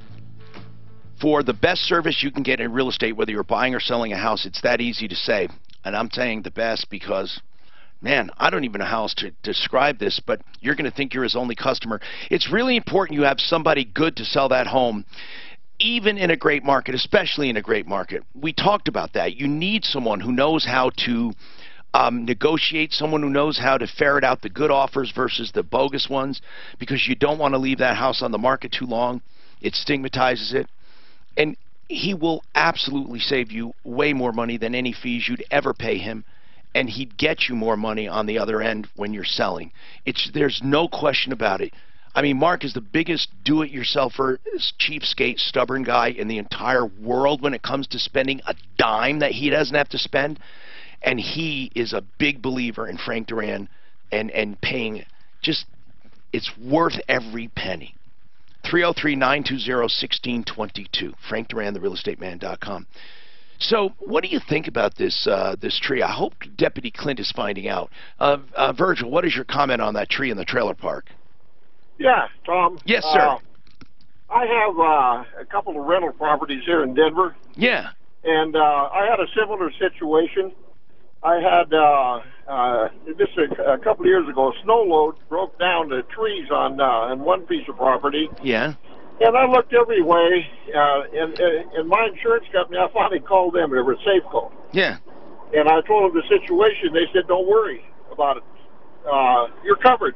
You're responsible for those trees. So we cover you." I just had a fire policy, you know. So what? And then another one across town, the wind blew the fence down. In the same situation, it was not the renter's responsibility to take care of those kind of things. You're right on, Tom. That's what I would think. I mean, how could it be? Now, we have some examples of saving money in our insurance help center. What do we have? Now, this is just calling, saying, hey, I have this company and this is what I'm paying, and then they'll give you some advice. You don't have to take it, but remember, loyalty is never rewarded with insurance. They don't give a damn if you've been a customer for 10 years. They really don't. They don't even know you. What? Go ahead. Okay, we've got a lot of examples, but I'll just give you a couple here. Best. But yeah, there's one that called in. He was absolutely positive that he had the best deal going. He has a young driver in the household. He's with State Farm right now. He's paying $71.50 a year for auto insurance. $7,150. And we haven't even looked at his home yet. But we just got him a quote with Safeco and saved him $2,100 a year just on the auto. $2,100 a year in savings. Yeah, if people that have young drivers, they are the ones that need to call us. What did he think when you saved? He was blown away. I mean, he was blown away. He was just surprised because he just didn't think he was. What else do you have? God. Have another one here that's with Allstate. We just quoted him. He is paying $3,500 a year on the home and $4,200 a year on the auto. We just moved him, or we're quoted him with. So hold on. So he was paying $7,700. Yep. And we are moving him to auto owners and saving him $2,400 a year on his auto and home. Can you believe this? This is so cool. All right, Mark, what's happening? Hey, Tom. What's happening, man? Hey, I got two things real quick for you. If your car doesn't pass emissions, I'm a dealer, so I've tested some cars. Oh, you're going to share. I ask people know-it-alls to call me with something cool. What do you got? Well, if it fails on, like, it's burning too rich, which I think is the COs. Yeah. If you get a can of denatured alcohol, it's kind of like turpentine, throw it in the gas tank with less than a quarter tank, and it should definitely help. Because it makes that explosion a little more intense, so it kind of gets rid of some of the crap that's not getting burnt. Oh. And what else? Another stupid one for you. All right. Okay, you know when you break an egg on the side of a dish, a lot of times it makes like little pieces of the shell get in. Or you get streams of sloppiness. Right. Yeah. If you crack it on a flat surface, that doesn't happen. I have never thought of ever cracking an egg on a flat surface. Like on a counter, like just on the counter. Right. Next time you do it, and it doesn't break up like the other way. Really? So you just tap it on the counter and then put your fingers in and pull them apart. Yeah. Well, thank you, Mark. Thank you for sharing your nuggets with me. I appreciate that. We love nuggets of information. Nice nuggets. Nice nuggets. Kevin, what's happening? Kevin. Oh, hey, Tom. Hey. Hey, I was in and out of the truck all morning. But that guy with the insurance that was $300 higher, he said he was with State Farm for 8 years, but that Uber wasn't around 8 years ago. Is that because his new quote included coverage to him being an Uber driver? Yeah, I don't think his insurance knew about Uber is what I think. We don't know. I think the new one did. I think when your guy was quoting him, he was covering it. But here's another thing. Coverage for him being an Uber. Here's another thing. Brian went back and looked at the file. They keep records of everything. And the price they quoted him was not $300 more. It was $100 more. Yeah, and actually we've been in contact with him, and he's going to send over his new declaration pages. So we're going to work to see. But that thought came to my mind to see if he's actually covered for Uber right now. He very well might be, but we're going to look into it and get back to Tom on it. Okay, 303-713-TALK. We're going through these calls. Get him in here. Doug, what's happening, Doug? Not too much, Tom. How are you doing? I'm doing good, man. Do you have your sprinkler system on? Well, I'm a sprinkler guy. Oh, okay. So there's a valve downstairs that you turn your sprinkler system on. It could be downstairs or in a crawl space. Okay. And it's a gate valve. That's the one that turns and turns and turns and turns. Okay. Those are phenomenal failures, and the number one reason when you walk out to start your sprinkler systems and there's a big crack on the side of the valve, that's because the gate valve is leaking. There's a rubber gasket in there, and after so many years, that rubber gasket deteriorates. And all it takes is one drip of water over that 6 months of time that it's shut down to fill that pipe back up, get to that ball valve, and crack it. So I always recommend, anytime I see somebody with that, replace it with a ball valve. The ball valve is the one handle with a quarter turn. Okay, so we want a ball valve as opposed to what kind of valve? Gate valve. Gate valve. Are gate valves normally what they call the valves that just turn until they're tight? Yeah, that's the turn. A lot of and the ball valve is what's called. And the ball valve is commonly called a quarter turn. Yep, it's a 1/4 turn with a handle. And right, the gate valve is like the circle knob. Do you think do you think quarter turns are basically ball valves better in most situations? 100%, 1,000% better. Cool. There's nothing running past that rubber gasket over time because water is corrosive no matter what. Yeah. So if it's going past that valve, that gasket over 10 years, 2 years, 5 years, it can wear out. Now, the only time you'd really drip of water. The only time I would never use, I think gate valves for main shutoffs are terrible, but the only time you really need a gate valve is when you want to meter the supply, like with a hose, right? You want to meter, you want to control the volume. Yep, Yeah, you really do. You don't even need it with it. Gate valves are going away slowly but Do you surely. think even with a hose, you think even with a hose they would go away? Well, that's a whole different scenario. Yeah. With a hose bib. So listen, man, thank you. And what's the name of your company, Doug? Blue Water Sprinklers. Blue Water Sprinklers. We're looking for good water people, bro. I wish you would call us. And Doug is sharing his nuggets. So thank you for sharing your nuggets with me. We are asking for nuggets of information. Hey, go to referrallist.com and hit that join now button, Doug. Yeah. It'll send a lead to us because we love good people, really. Angie, what's going on with Small Claims Court? Hey. Hey. Okay. I need to go to Small Claims Court. I'm not in that county. I'm from another county. Gave an attorney $2,000. He didn't do anything. Turned him over to the state. They pulled his license for a year plus 3 years. Wait a minute. So hold on, Angie. You had some results. You actually got his license pulled? Yeah. Wow. Hold on a second. I'll come back to you. We'll talk about going after this guy. There are other ways, too. But, man, I want to know about this attorney. It's very important we know about people like that. Genesis Total Exteriors, if you have wind damage from the recent storms or any storm damage, he does a comprehensive quote on everything. He doesn't do just one item. See, he is completely versed in all of the outdoor aspects of your home. Okay, so whether you have siding, windows, gutters, painting, decks, fences, he can do it all in one quote, and you deal with one person, and they are, of course, really reputable and been on my referral list for years, especially for all your home improvements, inside and out. GenesisTotalExteriors.com, 303-679-8509. This is Denver. I got a sprinkler thing that really is a nugget. Okay, good. My neighbor used to do residential. Except your nuggets. Beagle has I got to check your nuggets. Like the tower. The tower. Okay. You got to check his nuggets. I'm going to have to go by there and get some pictures. Check his nuggets. Go ahead. Well, on your sprinkler system, he did commercial and residential. Residential, he had to do 1-year warranties, but on commercial, it had to be 5 years. So on the 5-year ones, they never turned the clock off. They never what? Turn the clock off. They turn the water off, but they let those solenoids open and close all winter. Oh, okay. That way, they never stick, and any water that's in the system keeps draining out. Yeah, you should do the faucet to undrain it down. No, they there. drain the system, right? But they let the clock run all year round. They never shut the clock off. To me, that would wear it.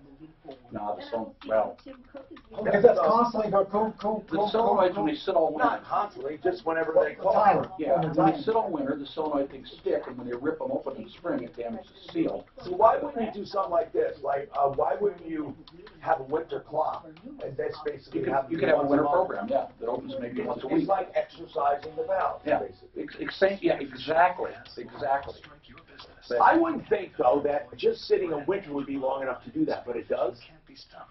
They never shut the clock off on the 5-year warranty. Did he say that just sitting in winter can dry them out?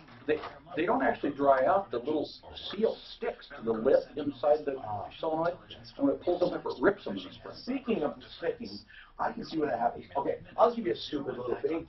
Stephanie has some painted shelves, right? And she has, sometimes she'll put a heavy knickknack on it. You know, they will eventually, in heat, melt into the paint. Did you know that? Sure they will. And even if it's done very well and sealed. So every once in a while she wonders, I walk past and I do this. Because it's a beautiful thing on her shelf. And it drives her She nuts. says, why are you doing that? Why do you do that? I said, because. Do you see that nasty ring that we had there before painting? It was for that reason. And if you do that, it keeps it. You know how to stop it? It'll totally stop it. No, you know how to stop it. How? Besides moving it, put them on coasters, real thin coasters. Or do put a small seal of Vaseline on it. Or paint thinner. Paint thinner. It's epoxy paint. It sets up and doesn't harden. Just would be another. Put the bottom of the statue or whatever you paint. Yeah. How about windows? Yeah. I want all these nuggets. Vaseline is The spectacular. churches in Europe, they have all stained glass. Why would Vaseline have that sprinkler? Because it wouldn't allow it to stick on. The glass. Now, you would have to wipe it off, but it would wipe off. Oh, I know they rust. Isn't that Weird. weird?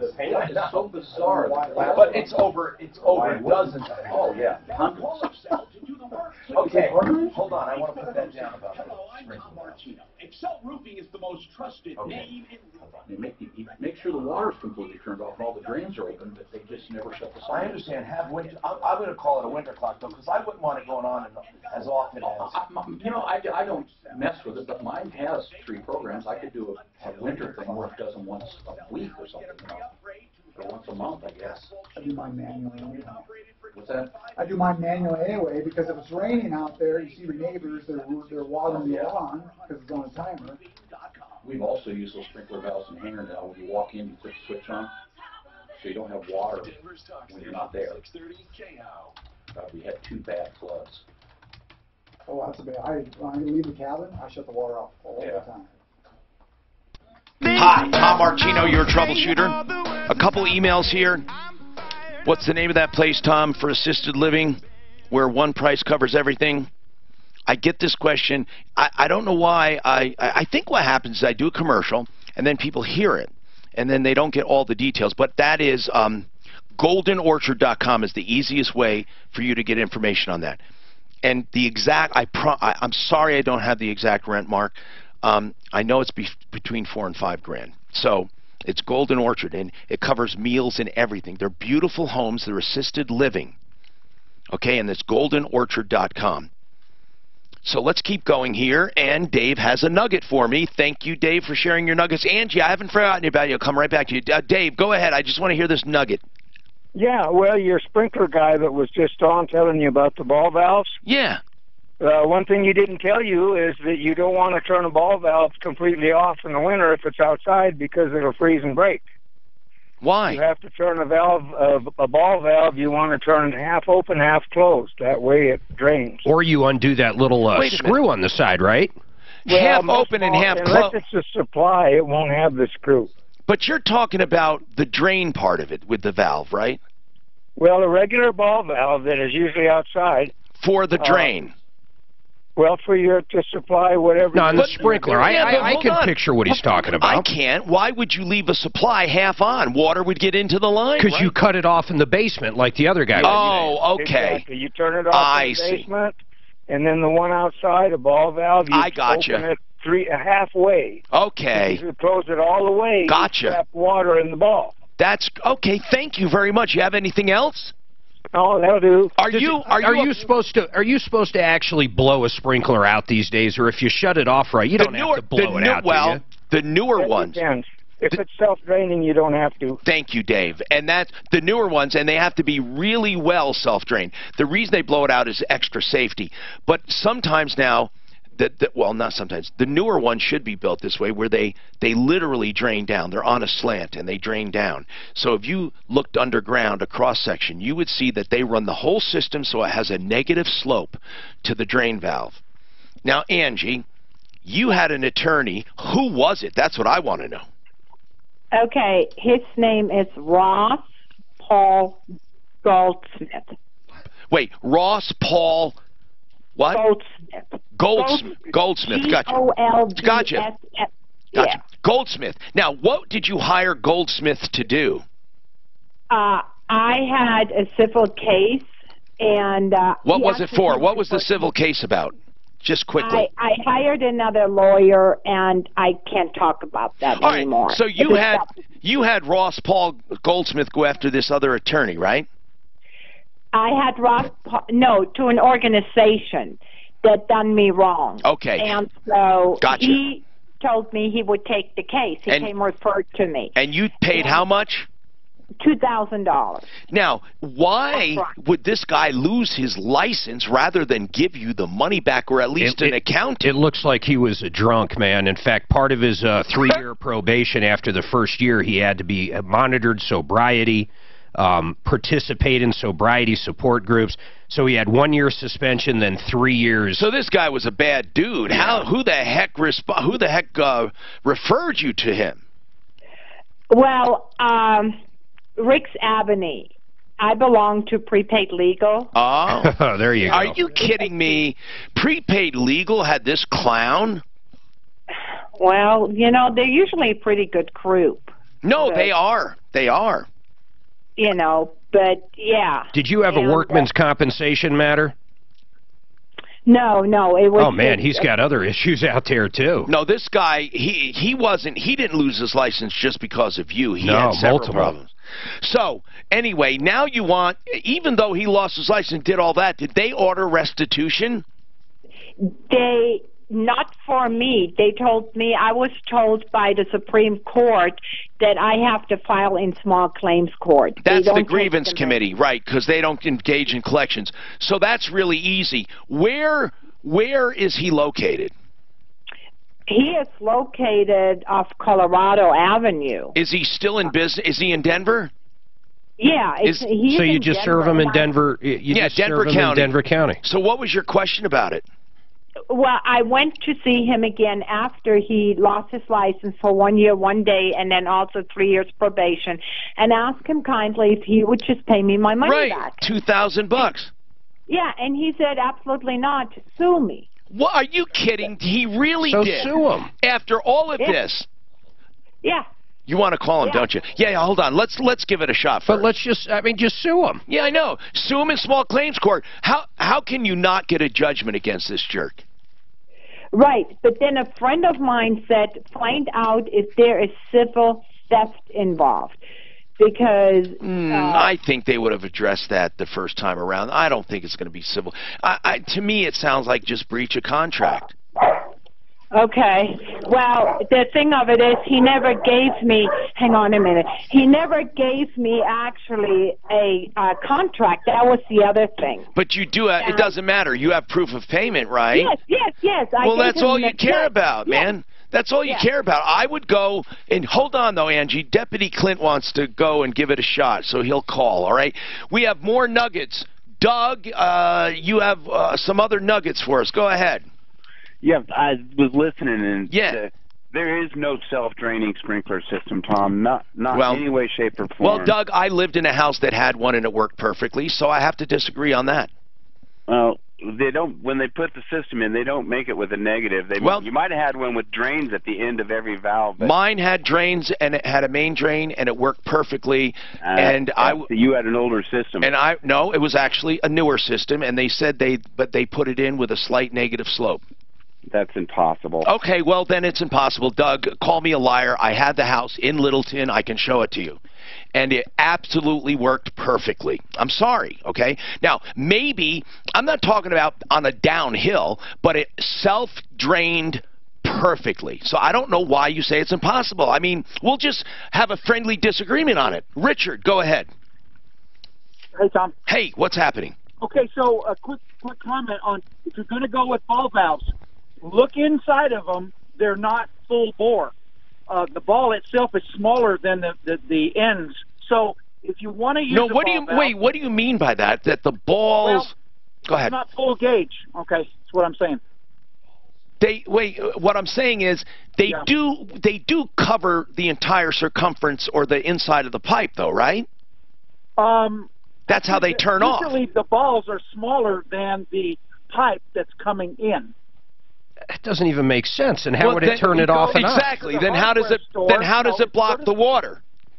Because the ball does turn and it blocks the water. But the bore through the middle of the ball is smaller than the actual pipe. I understand completely. I understand what you're saying. If you want full gauge, I suggest go one size larger. I see. Put reducers in either end of the ball valve. Oh, that's a great idea. Now I understand. The gauge valve is full gauge. Okay, now I understand what he's saying. Thank you. Thank you. That's a good nugget. He is saying you actually reduce volume by putting in a ball valve, because if you can picture a ball that has a hole through it, a ball valve lines up the hole with the pipe on each side to get the water through. But by its sheer nature of design, the ball covers the pipe, but the hole inside, the bore, has to be smaller than the pipe, and therefore restricts volume. Whereas if you buy a ball valve bigger than the pipes coming in and out to match the bore with the pipe size, then you will have constant flow the same. It won't restrict it. But in order to do that, you have to put a reducer on each side of the ball valve. Great stuff, man. I'm glad I asked for nuggets. Tim, what is your comment on sprinklers? Yeah, I was just saying I have a house in 1985, but it's a fairly newer sprinkler system, and I've never blown out my sprinklers. I just shut them off, everything down in the basement, and it drains fine, and I've never had any problems. Yeah, I've been doing that for 5 years. I don't know why this guy said it was impossible. I really don't, but in any case, thanks for that. And again, like I said, I like when people call, and he gave us some good information, so I don't want to negate all of that. I just meant that I didn't agree with him on that other thing. Mark Trenner, Trenner Law. If you have an invention or a trademark, or you want to get a copyright, you know, Trenner is a great guy because he is the only guy, he's a single attorney practitioner, meaning he'll give you his whole attention. You call the office. Of course, he has a legal assistant. You call. He'll talk to you. He'll talk about your patents, patent searches, and anything you need to help you, and you'll be talking to him directly. Don't go to the Internet with these 1-800 numbers and invention submission places. They're ripoffs. Trenner Law, Mark Trenner, 720-221-3708. 720-221-3708. This report is brought to you by Lowe's. There's a few expanders. Well, I have another become the baker, right? No. Another plumb line. Thanks.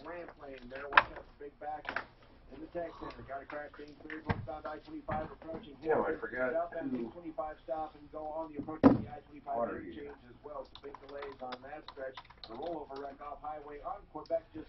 Yeah, I'll be giving your guys a call here when I get back from vacation here. Oh, is that right? My son's off insurance, so that's what kept me from before. Oh, okay. Who are you with? American Family. And I know what Tom says, but it really is a broker. If your broker's good. Well, actually, though, agent, I'm sorry, agent. So he can only represent American Family. Right. Yeah. But truly, the agent doesn't have so much power if the company sucks, though. Right, but they've covered everything that I've had, and I've had some issues there. But what's the rate? Did you compare? I did, but the reason they couldn't beat it is because my son had some issues, and it was going to be like $8,000. Okay. So listen, man, off of me. I personally don't have anything against American Family or any of them because I don't have them. Frank Hoya. But Jesus, the complaints are always right. But I really think it's the agents, just like you guys. You guys are you're on top of everything. I mean, it's it really helps. not. It helps. I mean, the problem with what we can do, I mean, I have someone, obviously Jeremy, who you guys talk to sometimes, I have him get involved whenever a claim is Absolutely, going bad. and you're on top of it right away. But we have a little pressure we can put on insurance companies. An agent does not have that because they're employees, basically, of American Family. How can they? Yeah. I mean, they can be nice for the interface. Here's one thing. You may not hear when that company says, we're not paying for that, and the agent says, they've been a long-time customer, could you pledge that? You bet. And then they might say, okay, but, and you don't even hear it. No, I agree. Right? So they can fight for you. So as a broker, but not like you. Customer. A broker can say, that makes perfect sense. Can say, I have 500 clients with you. Right. I won't be inclined to send many more. That's exactly right. Yeah, that's the difference. I totally agree. I totally agree. Plus, you guys, but you know what? You can have a bad company that you guys have. What shocks me though, but you guys are on top of it. What shocks me about this? Let me tell you what shocks me about his business. How little money they make off of customers. Right. It's not as bad as they don't make John shit. Jones. They don't make shit off of it. The health insurance is worse. He's got people like Kaiser that pay 2%. Right. I mean, you really, if you allotted your time per customer per profit. Yeah, but most of his customers never call. More than an hour. Exactly. No, of course. Right. But if you give more than an hour to any client, you lose money on it, for sure. On that year, at least. Yeah, no, you're right. I mean, I know you don't aggregate it that way because it's volume. But so you're saying if Donald Trump was your customer. And here's the thing. You know what? High maintenance clients. Yeah. You know, like, Graham, when I sent that one customer to you, I don't want to mention names because we're online. Yeah. But I never knew he'd be such a nightmare. Yeah. Was that the? It's somebody. It's a young you.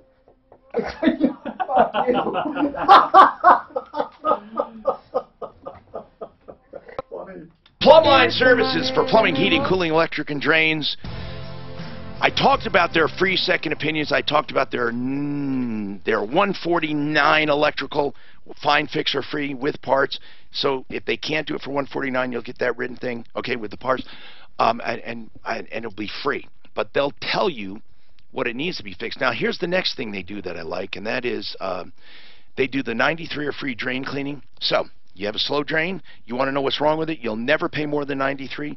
They'll come out and clear it, and they'll tell you what's wrong with it. Now, if they can't clear it, it's free. So and you still get the diagnosis. So no matter what, can't go wrong. 93 are free. Plumbline Services for drains. Okay, here's the number real quick: 303-586-1086, 586-1086, plumlineservice.com. Let's go to Clint. Clint, what's happening, Clint? Oh, it's Glenn. Glenn. Just real quick on your nugget for the valves there. I can clear that up. Go ahead. They have standard ball valves and full port ball valves. Yeah. So if you have a full port ball valve, the center of that ball is the same diameter as the inside of the... Well, isn't that... I can understand it's really close, but can it actually be the exact same? Well, who cares? Yep. Well, just curious. Full port valve. Yeah, of And course. they're Full port. Because it's bigger. Yeah, you're looking at like a $30 valve instead of a $12 valve, but usually you want that. So Glenn, what you're saying is, because I think I explained it brilliantly if I asked myself, but here's the thing, Glenn, I think what you're saying is you don't have to go a size bigger, you just ask for the full tort in that size. Yes. Okay, cool. So you don't need to use reducers? No. Okay, thank you. So and Tom, I've had like 5 people call and say the same thing. Okay. Expanders, So not when reducers. So when I said, no, it would be a reducer. If you got a bigger ball valve, then you would use a reducer on each end of the ball valve to get to the pipe. But he's saying you don't have to do that. So, Glenn, what is it called? Full tort? Glenn? Did he hang up? Full port? Okay, port. Full port. So that just means the ball hole, the bore in the hole, will match your pipe size. Yeah. Okay, so John has I love this nugget thing. Anyone else with nuggets, call us. We have time left. Or, God help, any other nugget besides ball valves. 303. Oh, no, that's right. We want all nuggets. We don't just need ball nuggets, what do you call it? Ball valve nuggets. So, John, what do you have? Well, my ice maker, I bought a new fridge about a year ago, and my ice maker was not making any ice, or like the cubes were half there, and it kept jamming up.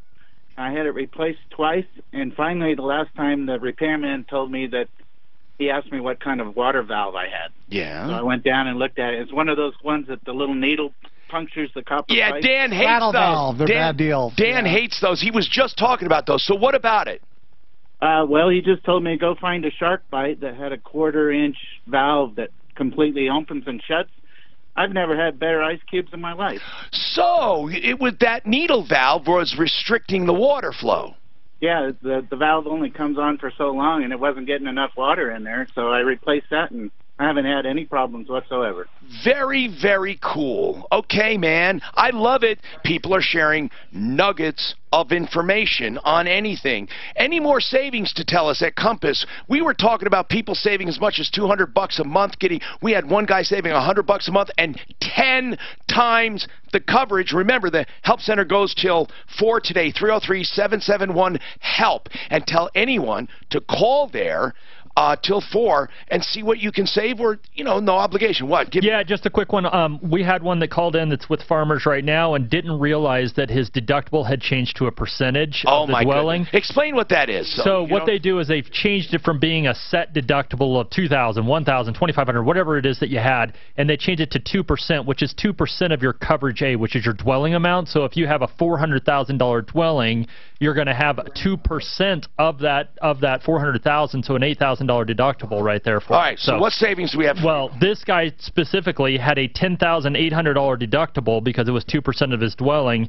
We were able to move him to auto owners, saved him $1,291, almost $1,300, and changed him to an all-peril $2,500 deductible. Yeah, because then how do you even quantify that, how much you save? Because if he ever did have a claim, you saved him another $8,000. Exactly. So reduce the deductible and saved him a little more than $100 a month. Clint, what happened? Did you call that attorney? That dirtbag? She doesn't have his phone number and stuff with her where she's at, so man. she's going to send us. Took you all that time to find that out? She didn't have anything else going on? He was checking out that place in Castle Rock for us. She was filling out the small claim suit as we were talking. Okay, did you call that mobile home park about trying to make the woman responsible for the tree? Did you call them? That was the mobile home park. Anyway. We're going to argue about that one. If a tree falls over while you're renting a place, the tenant needs to pick up the tree, I believe. If it's in the lease that you're responsible for landscaping. And most tenants, I mean, first of all, as a landlord, I think you're crazy to put a tenant in charge of landscaping. Because, you know, they don't care about your grass. They don't care about anything. You should have a lawn service, keep that place looking nice, and just charge it to the rent. It's a trailer park. No, I'm not talking about this place, but in most cases, if you're looking at rents. Now, how much does insurance differ from a rental to a homeowner? Is it less or more? It depends, but usually I would say... Like for the same exact house, same exact owner, but one is a rental and one is a residence. The rental should be less expensive. Because because no content, There's right? no content coverage. Yeah, but you're gaining the exposure of having the liability, though. So. Now, does a landlord have coverage if, because of something, the tenants' belongings are destroyed at no fault of his own, but it was some kind of... some kind of peril. Almost every lease I've ever seen says you're responsible for your own personal property, period. So if they have renter's insurance, their renter's insurance would cover their personal property. So that's why, as a landlord, if I were you, I would absolutely require my tenant to have tenant insurance, especially when it comes to liability. Because if they screw up your place, you want to be paid. Is there coverage on land? No. What do you mean? Well, okay, like in California, you're up on a cliff and a mudslide comes and literally your land is in the ocean. Nope. Along with your house. They exclude damage to land. However, the only thing I would say about land is if you have vacant land or something and people are walking across, get injured, you have liability for that if it has no structure on it. Jeez, can you imagine losing your house off the side of a cliff and your land's gone? You can't rebuild? Here's the deal. That's under...